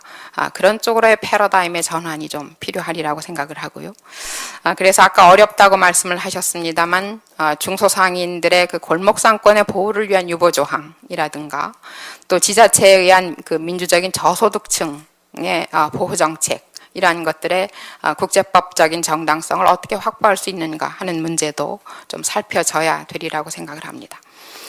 그리고 두 번째는 국가별, 지역별 대외 정책에 부합을 하고, 또 경제 블록 간의 공통 분모를 어떻게 넓힐 수 있는가에 대해서도 좀 살펴져야 된다고 생각을 하고요. 예를 들어서 한중 FTA 같은 경우에 대중국 외교 정책의 시각에서 바라본 그러한 FTA가 있을 수가 있고, 또 동아시아 대외 정책의 시각에서 바라본 한중 FTA가 있을 수 있습니다. 그리고 또 한미 동맹의 시각에서 바라본 또 한중 FTA가 있을 수가 있는 것이죠. 그래서 이렇게 많은 경우의 수들 중에서 우리나라가 말하자면 고래 싸움에 새우등 터지는 그런 일은 없어야 되지 않겠나. 그래서 외교적으로나 또 교역적으로나 그렇게 곤란한 상황에 빠지지 않도록 하는 그런 노력이 좀 필요하리라고 생각을 하고요. 그리고 계속 말씀을 드렸습니다만 지속적으로 이 FTA 추진 체계를 좀 개선할 필요가 있다고 생각을 합니다. 그래서 아까 말씀드렸던 것 같은 그런 사회적인 비용을 감소하고, 또 통상 절차법에서 규정하고 있는 여러 가지 사항들을 좀 구체적으로 제도화하는 방안이 좀 필요하지 않겠나. 그래서 여기에는 이제 전문가들의 조언도 필요하겠고, 법제도적인 어떤 개선 같은 그런 절차들이 필요할 것 같고요. 그래서 무엇보다도 그동안에 많은 사회적인 갈등을 일으켰던 것이 충분한 사회적인 공론화, 합의가 이루어지지 않았던 데서 나타났던 거 아닌가. 그래서 그러한 어려움들이 있을 것이 예상이 된다면 국민들을 이해시키고 설득하는 작업이 또 반드시 전제돼야 된다고 생각을 합니다. 그래서 이러한 다양한 사회적 요구를 반영을 해서 FTA 정책을 재조정할 수 있는 제도적 장치 마련, 그리고 향후 FTA 협상에서 ISD 제도의 남용 가능성을 줄일 수 있는 절차와 기준을 보완하는 내용이 이 FTA 2.0에 또 담겨져야 되리라고 생각을 합니다. 네, 여기까지 하겠습니다. 예, 감사합니다. 다음 토론은 박성훈 교수님께 부탁드리겠습니다. 네, 감사드립니다.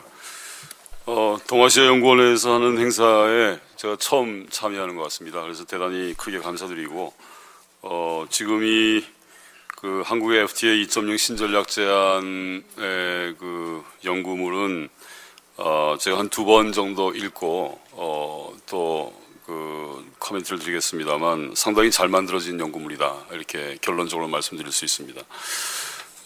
마지막에 이제 제가 좀 보완을 위해서 몇 가지 이제 제안을 드리겠는데요. 그 전에 보면 한국이 처한 상황과 그다음에 한국이 할 수 있는 것, 이 두 가지가 사실은 이 전략의 입안에 있어서 제일 중요한 것이 아닌가 하는 변수가 아닌가 하는 생각이 듭니다.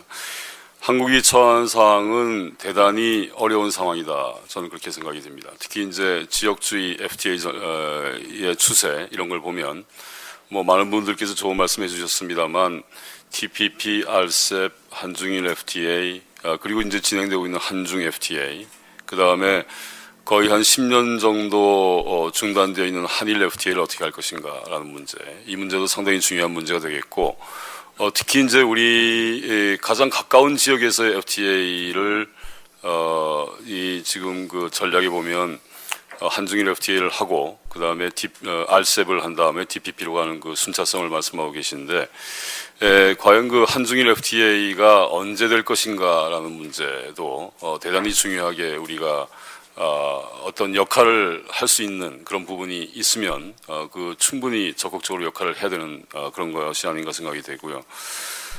그 다음에 또 하나 말씀드리고 싶은 것은 FTA 전략과 동시에 우리나라의 통상 전략을 논의하는 데 있어서는 그 좀 빠뜨려서는 안 되는 부분이 우리 특히 WTO 체제에 대한 우리나라의 전략이 어떤 것인가라는 그 부분은 거의 논의가 되고 있지 않은데 제 생각에는 이 부분이 동시에 논의되면서 거기서 이제 이 FTA 전략을 추출하는 그런 좀 논의가 있었으면 좋겠다라는 그런 생각이 듭니다. 특히 관심이 가는 이슈는 과연 이 보고서에도 지적이 되고 있습니다만 또 김현종 전 본부장님께서 말씀하셨습니다만 RCEP, TPP의 참여가 우리의 국익에 얼마나 도움이 될 것인가라는 문제 깊이 생각을 해봐야 되고 많은 계산을 해야 되고 또 전략적인 어떤 그 어프로치를 해야 될 것으로 생각이 됩니다.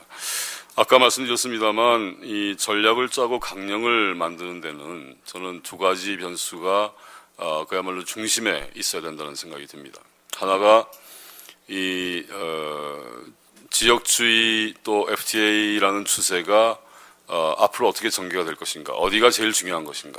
제 생각에는 동아시아 FTA, 그 다음에 아태 지역에서 진행되고 있는 FTA가 우리에게는 가장 중요한 것이다. 그래서 거기를 중심으로 전략과 강령을 추출하는 것이 좋겠다라는 생각이고, 두 번째 이 보고서에서 이제 제 개인적으로는 가장 와닿는 부분이 이 중견국 가교 외교라는 용어입니다. 이 중견국 가교 외교를 어떻게 할 것인가라는 변수. 그러니까 두 가지입니다. 동아시아 아태 지역 FTA를 앞으로 어떻게 가져갈 것인가. 그리고 그 가져가면서 중견국으로서의 역할을 어떻게 할 것인가. 이 두 가지가 변수가 되어서 제 생각에 7개의 전략 또는 강령이라고 표현하고 계신데 이 7개를 보면 죄송한 말씀입니다만 좀 적절하지 않은 부분이 좀 있습니다. 무슨 말씀이냐면은 첫 번에 나오는 한 두세 가지 정도는 상당히 전략적인 캐치프레이즈로 잡을 수 있는 것이라면 특히 이제 6번 같은 경우는 굉장히 미세한 그런 어떤 강령이나 아니면 어프로치라고 할 수가 있기 때문에 이 부분을 좀 체계적으로 다듬는 작업을 해주시면 이 보고서가 아까 우리 그 신경님 그 차관부께서 말씀하셨습니다만 굉장히 정책적인 함의가 있는 그런 부분이 되겠다는 말씀입니다. 그래서 그 세 가지가 중요하지 않은가 하는 생각입니다. 그러니까 한국이 어떤 역할을 하고 한국이 아태 지역 동아시아에서 어떤 포지셔닝을 가지고 갈 것인가. 이 문제는 저는 리더십이라고 표현을 하고 싶습니다. 그래서 리더십이라는 게 하나가 굉장히 중요할 것이고, 두 번째는 여기서 이제 언급되고 있는 부분입니다만 시퀀싱도 굉장히 중요합니다. 이 시퀀싱이 중요한 이유는 제가 경제학자이기 때문에 좀 말씀을 드리면 어떤 FTA를 하고 나면 그 나라의 산업 구조가 사실 상당히 많이 바뀝니다. 그 다음에 다른 FTA를 하면 거기에 따라서 바뀌기 때문에 이 경쟁력 또는 생산성 이런 것들이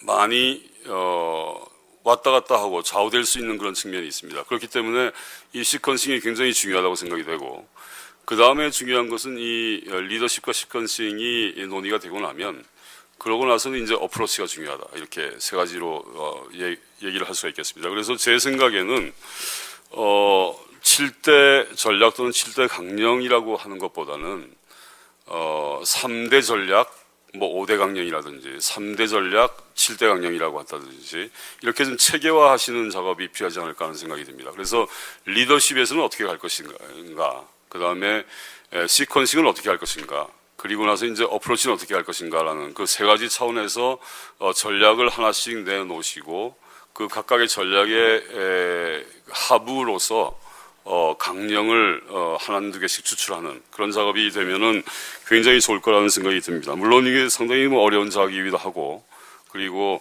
쉽지 않은 그런 작업입니다만 제가 본 이 7개의 강령이 수준들이 다 다르고 깊이가 틀리기 때문에 그런 작업은 좀 필요한 것이 아닌가 하는 생각이 듭니다. 예를 들어서 그 동아시아 FTA에서 지금 관찰되고 있는 중요한 부분 중에 하나는 제 생각에 이 리더십의 경쟁이 지금 이 보고서에 논의되고 있는 중국과 일본의 리더십 경쟁뿐만이 아니라는 생각입니다. 아세안 센트럴리티가 상당히 지금까지 아시아 지역의 지역주의에 아세안이 드라이버 시트에 있다고 할 정도로 중요한 역할을 해왔는데 제 생각에 지난 한 4, 5년 정도에는 한국이 이 역할을 컨텐드하고 있는 거 아닌가라는 생각이고 그런 측면에서 본다면 이 두 가지 리더십 경쟁 속에서 한국이 어떤 역할을 앞으로 해야 할 것인가 여기에 이제 아까 말씀하셨던 중견국 가교 외교의 역할이 있는 것이고 그리고 그렇기 때문에 이제 그 선진국에 대해서는 어떻게 할 것이고 그리고 개도국에 대해서는 어떻게 한다는 그런 이 리더십의 문제를 논의를 할 수가 있겠고요. 그 다음에 시퀀싱 문제는 저는 전적으로 동의합니다. RCEP이 TPP보다는 우선적으로 추진되는 것이 바람직하다. RCEP이 효과적으로 추진되기 위해서는 한중일 FTA가 성립되는 것이 좋다. 그런데 조금 빠진 미싱 링크는 뭐냐면 지금 진행되고 있는 한중 FTA를 어떻게 한중일 FTA로 가져갈 것인가라는 그 문제인 것 같습니다. 그러니까 일본의 거취를 그야말로 한중일 3국의 협상에 의해서 우리가 한중일 FTA를 성립시킬 것인지 아니면은 한중 FTA를 먼저 함으로써 일본의 참여를 유도해서 적극적으로 끌고 올 것인지 그래서 이제 드팩토 한중일 FTA를 만들어내는 것이 중요한 것인지 여기에 대한 논의는 좀 있는 게 좋지 않을까 하는 그런 생각을 합니다. 그래서 시퀀싱이 그런 측면에서 보면 다소 좀 보완될 필요가 있겠다는 생각이 들고요. 그 다음에는 어프로치가 되겠는데 어프로치에서는 지금 하고 여기 이제 강령이나 전략으로 제시하고 있는 몇 개의 부분들을 포함시킬 수 있을 것으로 생각이 됩니다. 예를 들면은 개도국에 대한 어떤 포용 정책이라든지 또는 우리 국내에서의 어떤 피해를 최소화하기 위한 또 국내 협상의 중요성을 강조한다든지 개방적인 어떤 FTA를 추구한다든지 하는 그런 것들이 여기에 다 포함될 수 있을 것 같은데 결론적으로 말씀드리면 매우 좋은 보고서이고요. 그러나 약간의 코스메틱 서저리를 하면 그러면은 훨씬 더 그 임팩트가 있는 그런 보고서가 될 것으로 생각이 됩니다. 감사합니다. 네, 아주 좋은 코멘트 주셔서 나중에 발표자들이 여기에 대해서 조금 답변해 주셨으면 좋겠습니다. 다음 토론은 최낙균 박사님께 부탁드리겠습니다. 네, 저도 그 우선 보고서가 상당히 짜임새가 있어서 읽기도 편하고 좋았다 그런 말씀 먼저 드리겠습니다. 그런데 뭐 덕담만 할 수 없기 때문에 이제 저희 약간 다른 의견도 이제 말씀드리고 싶은데요. 한 서너 가지 점을 말씀드리고 싶습니다. 여기 이제 강령이라든가 이제 그 전략 부분에서 그 장기적으로 높은 수준의 자유를 지향한다 이렇게 나와 있는데요. 이런 부분은 사실은 그 우리가 FTA 1.0이라고 하는 그 부분과 큰 차이는 없는 부분입니다. 그런데 이 본문의 내용들을 자세히 읽어보면 한중일이라든가 또는 그 RCEP에 포함된 국가들이 경제 발전 단계가 상당히 차이가 나기 때문에 고수준의 FTA는 힘들다 이런 얘기를 하고 있어요. 그래서 이 장기적으로 높은 수준의 자유와 지향과 이 사실은 좀 앞뒤가 안 맞는 그런 내용들인데 그럼에도 불구하고 이렇게 쓴 이유는 아마 앞으로의 그 2.0에서의 FTA는 점진적으로 어떤 보충 협상을 통해서 확장형 FTA를 가져가겠다. 그래서 궁극적으로는 좀 높은 수준을 지향한다. 뭐 이런 그 취지인 것 같아요. 그래서 그런 면에서 좀 더 그 내용을 좀 명료하게 그렇게 다듬을 필요가 있는데, 사실 우리나라의 경우에도 미국이나 EU와 다르게 중국 또는 그 앞으로 하게 될 뭐 TPP 등에서는 일본과 FTA가 있지 않겠습니까? 일본과 실질적인 FTA를 하게 될 텐데, 그런 면에서 본다면 종전과는 좀 다른 고수준만을 지향할 수 없는 그런 점이 있습니다. 그래서 제 개인적인 생각은 앞으로의 그 동아시아 FTA는 아세안 플러스 3, 아세안 플러스 알파 정도의 그러한 한아세안 FTA 플러스하는 그런 정도의 어떤 중수준 정도로 가져간 다음에 점진적으로 어떤 그 보충 협상을 통해서 수준을 높여가는 그러한 그 방식이 좀 좋지 않겠는가 그렇게 생각을 해봤는데요. 한번 검토를 좀 해주시기를 좀 부탁드리고요. 두 번째 제가 드리고 싶은 말씀은 여러 번 얘기가 나왔습니다만 그 교섭의 순차성, 시퀀싱 얘기가 나왔습니다. 한중일 그다음에 RCEP, TPP 순이 유리하다 이렇게 나왔는데 이 그 일견 이제 저도 동의하면서 한편으로 그 드릴 수 있는 말씀은 TPP라는 것이 사실상 그 양자 간의 협상을 통해서 합의를 한 후에 TPP의 가입을 참여를 그 확보하는 그러한 그 순서로 되어 있습니다. 그래서 일본이 사실은 그 작년도부터 TPP 참여 의사를 밝혔지만 금년 7월 달에 가서 아마 협상에 참여하게 될 터인데, 그런 걸 본다면 우리가 한미 FTA라든가 기타 TPP 참여 국가들과 FTA를 맺었기 때문에 우리가 원하기만 하면 언제든지 TPP에 참여할 수 있는 것으로 이제 오해될 수도 있지만, 실질적으로 TPP 참여하기 위해서는 새롭게 미국과 또 일본과 TPP에 이미 가입되어 있는 나라들과 개별적인 협상을 벌려서 그들의 동의를 받은 후에 TPP 참여가 되는 것이기 때문에 우리가 언제든지 승차할 수 있는 가입비 없이 승차할 수 있는 그런 것은 아니다. 그런 것을 이제 말씀드리고 있을 것 같고요. 그런 면에서 이 시퀀스의 문제는 TPP 가입 과정에서의 그러한 절차라든가 그런 부분도 생각을 해봐야 되는 것이고, 또 TPP가 실질적으로 우리가 한미 FTA를 맺었기 때문에 우리 입장에서는 아마 한일 FTA 협상이 중단된 한일 FTA를 어떻게 할 것이냐 하는 문제가 바로 맞물려 있습니다. 그래서 이런 문제에 대해서 우리가 좀 검토가 필요하겠다. 그래서 그런 그 측면에서의 우리의 그 손익이라든가 등을 검토해 봐야 될 것이고요.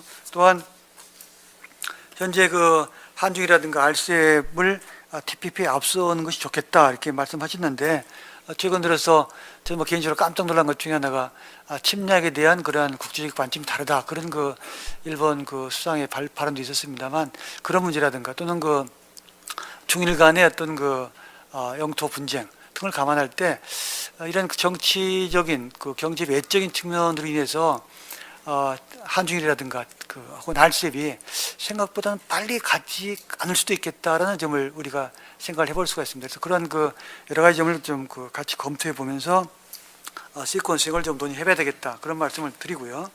그리고 세 번째로 여기 강령 7과 그 전략, 7번째는 국내 보안 대책의 정체를 막고 사회적 안전망으로 가져가자, 이렇게 이제 어떤 면에서 본다면은 보안 대책의 순기능보다도 역기능을 강조하는 그런 어떤 그 강령 내용이 들어가 있는데, 제 개인적으로는 보안 대책이 상당히 아까 그 최국님 그 차관보다 말씀하셨지만은 정치적으로 그 마무리하는 순기능이 분명히 있다고 봅니다. 그래서 물론 이제 경제적으로 본다면 그 정치적 순기능이 그 악기능이 되겠습니다만은 종합적으로 봐야 되기 때문에 우리가 그런 면에서 본다면은 보안 대책을 오히려 그 사회적 안전망으로 다 몰아가는 것보다도 우리 보안 대책을 체계화하고 효과성을 제고하는 그런 방향에서 보안 대책에 말 그대로 보안이 필요한 것이 아닌가 생각을 해보는데요.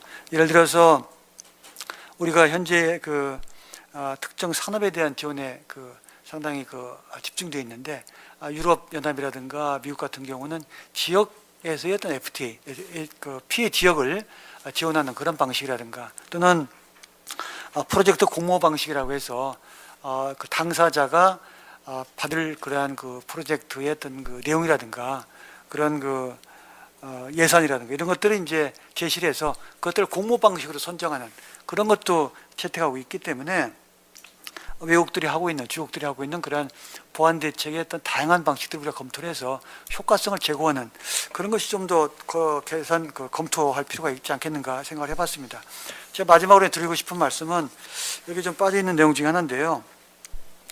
최근에 그 여론조사를 보니까 FTA 효과에 대한 그 일반 국민들의 반응은 국내 산업 및 기업 경쟁력 강화에 도움됐다는 반응이 60%로 나왔는데 소비자 선택폭 확대에 도움됐다라는 답변이 71%가 나왔습니다. 그래서 결국은 소비자들이 생각할 때는 생산자의 효율성 제고도 중요하지만 소비자 후생도 그 못지않게 중요하다 이렇게 인식을 하고 있는 겁니다. 그래서 앞으로의 그 2.0에서는 이와 같은 그 소비자 후생 증진을 위한 그런 정책 뒷받침돼야 된다 이렇게 보고 있고요. 근데 최근에 보면은 뭐 와인이라든가 기타 뭐 면도기라든가 등등의 가정용품에서 보면은 이게 잘 전달이 안 돼요. 그 이유 중에 하나가 아마 유통 단계별 여러 가지 어떤 독과점 구조라든가 그런 문제점이 있을 텐데 이런 그 독점적인 수익 경로와 별개로 소비재의 수입이 일어날 수 있도록 어떤 제도 개선 이런 것도 필요하기 때문에 그런 부분에 대한 검토도 이 보고서에서 같이 이루어졌으면 좋겠다 이렇게 말씀드리겠습니다. 이상입니다.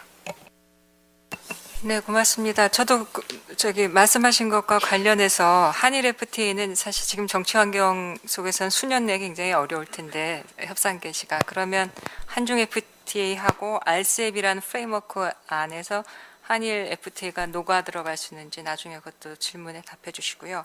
마지막 토론은 김영주 연구위원님께 부탁드리겠습니다. 예, 제가 마지막 순서입니다. 빨리 끝내야 또 이 플로어랑 여러 가지 이야기를 할 수 있을 것 같아서 저도 좀 최대한 짧게 가져가도록 하겠습니다. 이런 자리에 이제 초대를 받을 때마다 항상 이제 한 가지 고민을 합니다. 뭐냐면 FTA를 연구하는 연구자로서의 의견을 듣고 싶어하는 자리가 있고 또 제가 소속이 이제 민간 그 기업을 대표하는 민간경제연구소 소속이다 보니까 또 기업들의 이야기를 듣고 싶어하는 경우가 있는데 저는 이 자리를 이제 후자로 생각을 했습니다.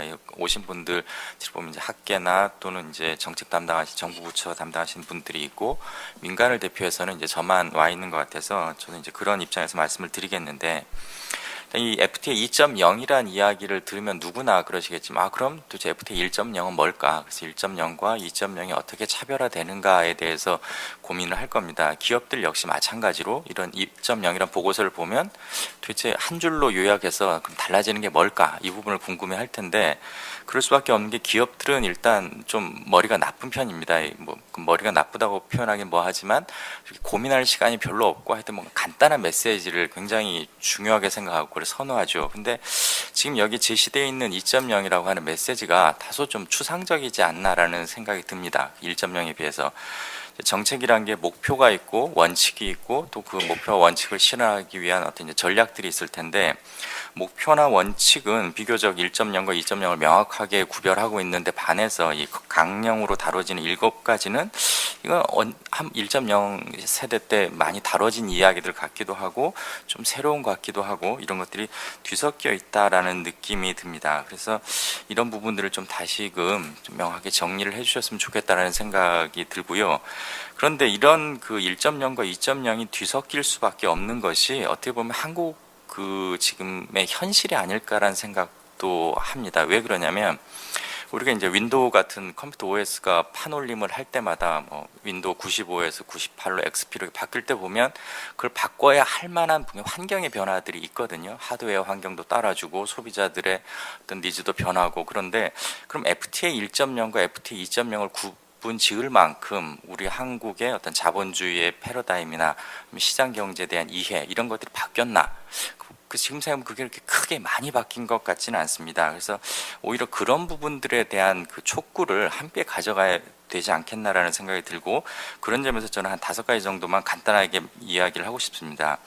첫 번째는 이 보고서에서도 다루고 있지만 이제 FTA 성공했느냐 성공하지 못했느냐를 따질 때 대부분의 연구자들은 이게 한국 경제의 효율성 개선, 즉 경쟁력이 얼마나 제고됐나에 초점을 맞추지만 많은 언론들 그리고 정부 정책 담당자들은 우리가 무역 수지 흑자를 얼마나 냈느냐, 즉 수출은 얼마나 더하고 수입은 최대한 방어했느냐라는 관점, 즉 중상주의적인 관점에서 접근을 하는 경우가 많습니다.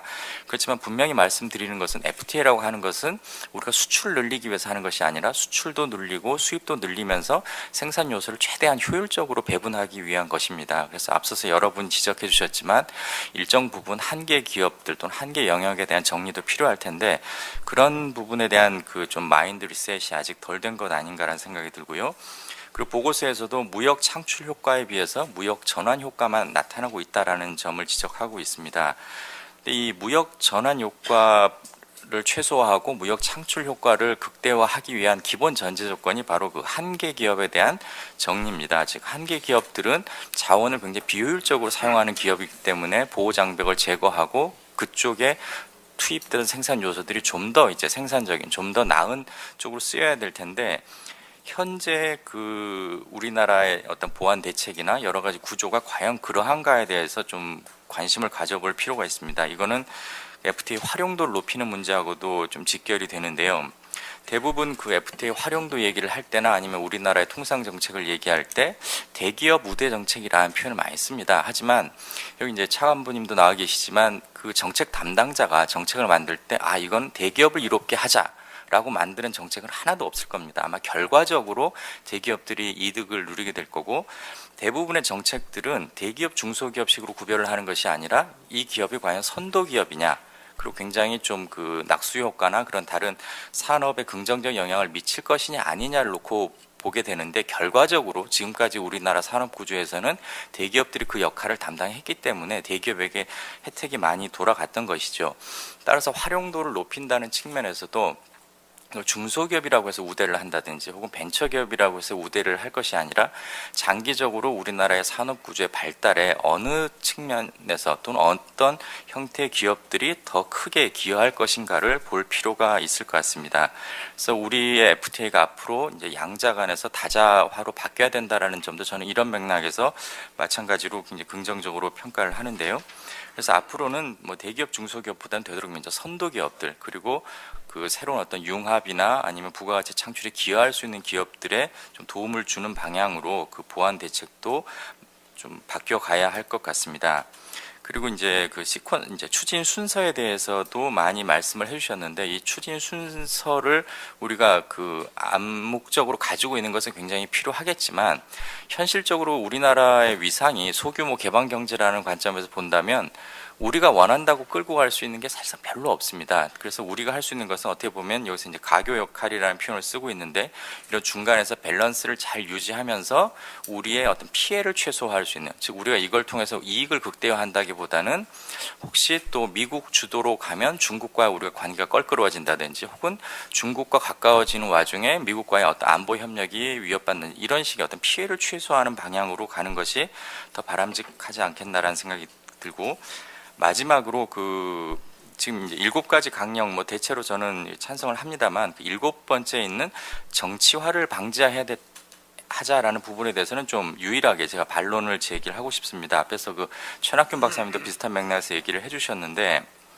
그 보상에 대해서 정치화 경향이 두드러진 게 분명히 비효율적이고 비용을 많이 초래하는 것은 분명합니다. 하지만 저는 이게 정치화 때문에 생긴 결과라기보다는 정치화가 오히려 충분히 되지 않았기 때문에 그런 것 아닌가. 즉 정치가 제대로 작동을 하면 그것이 좀 더 그 진화돼서 이게 자정 기능까지 발휘가 될 텐데 지금 어느 한쪽으로만 쏠리고 거기에 대한 반작용이 지금 충분히 나타나지 않았기 때문에 좀 과도기적으로 나타나는 현상이 아닌가라는 생각이 들고요. 그래서 이런 부분들 즉 보완 대책이든지 아니면 FTA 어떤 추진 과정이든지 이런 부분도 조금 더 그 정치화의 수준을 높이는 것을 목표로 하는 것이 오히려 좀 더 바람직하지 않겠나라는 생각이 듭니다. 이것으로 제 의견을 마치도록 하겠습니다. 네, 감사합니다. 발표자들께서 다시 말씀하시기 전에 혹시 청중 중에서 한 2분 정도 질문 있으시면 간단히 해주시겠습니까? 네, 김인철 교수님께 마이크를 좀.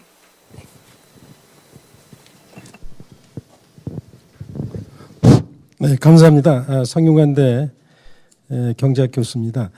제가 오늘 EAI 여기 이 포럼에 처음 왔습니다. 동아시아 연구원. 여기 보니까 결국은 그 정치적인 접근 또 이념적인 접근 이슈가 나오면 또 외교적인 또 순수 경제적인 접근하시는 분들이 이렇게 서로 이렇게 모여서 그 지혜를 나누고 또 숨겨진 아이디어가 있으면 서로 이렇게 공유하는 것이 결국은 좋은 어떤 대안을 마련할 수 있을 거라는 그런 그 목적을 가지고 이 포럼이 시작된 걸로 알고 있습니다.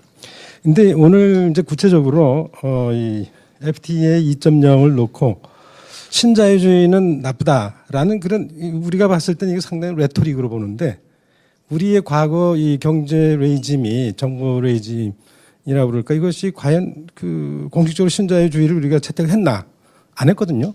그러니까 이제 일방적으로 그냥 레토릭을 써놓고 그걸 근거로 이제 깔아놓고 이제 이 공격을 하거나 이제 이 비판을 하는데 뭐 비판도 할 수 있지만은 사실 민영화, 세계화, 시장 개방 이런 것들이 들어있는 게 신자유주의가 뭐 어떤 뭐 공동으로 이렇게 할 수도 있지만은 특별히 와싱턴 쪽에 위치하는 사람들이 그렇게 합의를 봤다고 해서 전제를 했고 해서 이게 그거를 근거로 해서 이렇게 전개하는 건 좀 거리가 좀 있겠다는 생각이 들고 어쨌건 이 위대한 대한민국 원하지 않는 사람 없겠죠.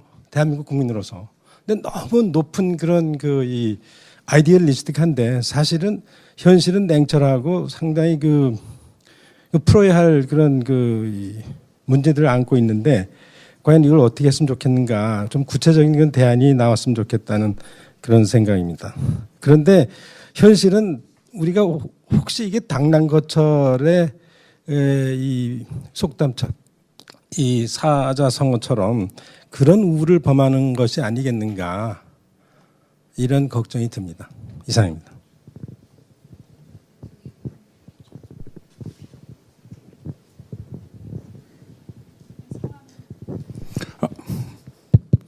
저는 한국대학교에서 온 송춘영이라고 합니다.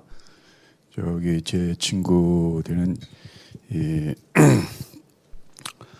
우리 그 이사장님께서 그 운영하시는 이 연구원에 온 게 오늘 사실 처음입니다. 근데 여러 가지 그 좋은 말씀 많이 들었고, 저는 시간 관계상 그냥 한 가지를 그냥 참 건의드리고 싶습니다.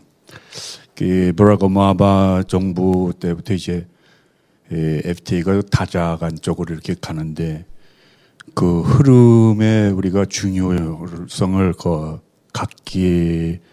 갖는 건 중요하겠지만 우리나라는 또 우리나라의 특성이 있기 때문에 지금부터 그냥 벼랑간 다자 쪽으로 이렇게 신경 많이 쓰는 것보다도 해놓은 것들을 좀 제대로 좀 잘 챙기는 것이 또 중요하지 않을까 그런 생각이 듭니다. 그래서 아세안 같은 것도 좀 더 신경을 써야 되겠고 특별히 한중일이 이것을 세계를 너무 이렇게 고민을 하는 것보다도 우선 한중만 뭐 더 신경 쓰는 것이 앞으로 우리나라에도 FTA 정책에서 중요하지 않을까 그런 생각을 한번 해보고 건의를 드립니다. 네, 감사합니다. 네, 감사합니다. 여기 한 번 더.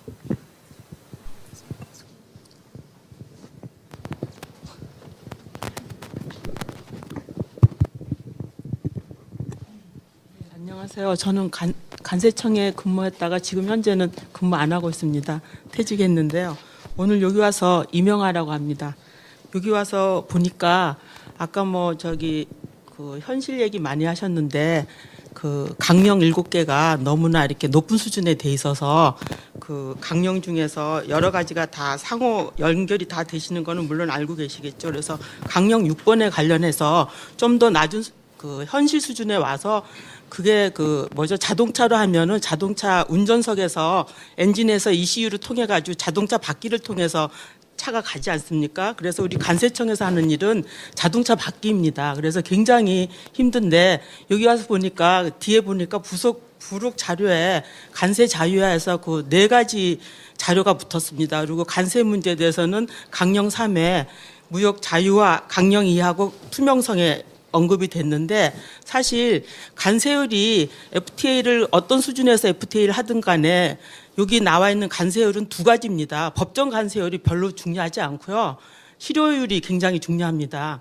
우리가 알듯이 대학교 화장실에 가면 요즘 등록금 반값 문제가 해결됐지만 뭐 급히 빌려준다고 뭐 이자율 몇 프로 하는 거는 사실 복리인데도 불구하고 안 밝히고 있잖아요. 그것처럼 굉장히 중요한데 여기 이거 쓰신 분이 잘 아시고 쓰셨는지 어쩌고 쓰셨는지 제가 38페이지 질문 하나 드리겠습니다.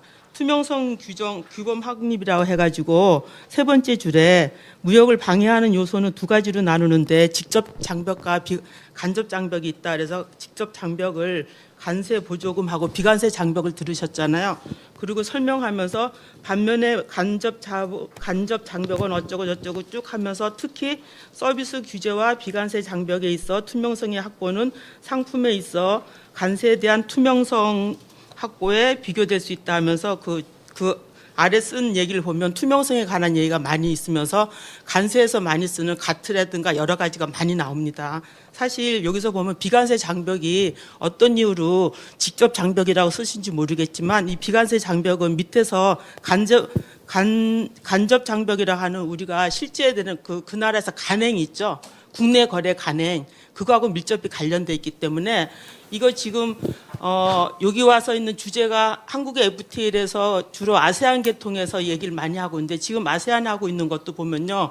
네, 자유도가 상당히 다릅니다. 네, 알겠습니다. 그 오히려 선진국은 더 편한데 선진국도 많이 힘들어요. 우리 관세청에서 할 때는 인증이 돼야지만 그 관세를 협상에서 한 대로 인정을 해주는데 인증이 안 되면 소용이 없습니다. 근데 그 서류 데이터도 많고 연결해서 얘기하는데 이거 비관세 장벽 관련되는 거는 중국하고 일본하고도 국내법도 상당히 다르니까 그런 거를 감안해서 충분히 자동차 바퀴가 원하는 속도로 갈 수 있는 대로 그런 고려가 좀 있었으면 하겠습니다. 발표자께서 나중에 감사합니다. 대답하게 하시고요. 지금 5분의 연구자가 있었기 때문에 지금 여기 발표하신 세 분 선생님께 커멘트를 부탁하기 전에 전재선 선생님하고 이용욱 선생님 간단하게 지금 나온 논평이나 거기에 말씀하시겠습니까?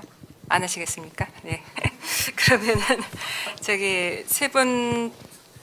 분 발표자한테 제가 이번에 거꾸로 송영관 선생님부터 먼저 부탁드릴게요. 예, 여러 가지 답변을 드릴 수 있을 텐데 일단 그 천학균 박사님 말씀하신 FTA 자유화 그거는 최 박사님 생각하신 그 부분이 맞습니다. 그러니까 우리가 볼 것 같으면 한아세안 같은 경우에는 그 자유화율이 굉장히 낮고요. 그리고 그 다음에 또 예외 항목이 많습니다. 1% 가까이. 그러니까 향후에도 이게 추가 협상이 아니면 더 이상 발전하기가 힘든 상황입니다. 그러니까 이런 틀을 그래서 지금 베트남하고 인도네시아하고 지금 추가 협상이 지금 진행 중이지 않습니까? 그러니까 앞으로 틀은 그러니까 아예 이런 예외도 이행 기간은 충분히 주되 이런 예외라든가 이런 부분을 없애서 궁극적으로는 완전한 자유화가 가능하도록 하는 틀을 만들자는 의미였고요. 그 다음에 보안 대책 관련해 가지고 최 박사님하고 김영주 박사님 말씀하신 거에 약간 관점의 차이는 있을 수 있을 것 같아요. 근데 보안 대책을 체계화하고 효과성을 제고해야 된다는 그 원칙에 대해서는 다 동의를 하시는 것 같고요.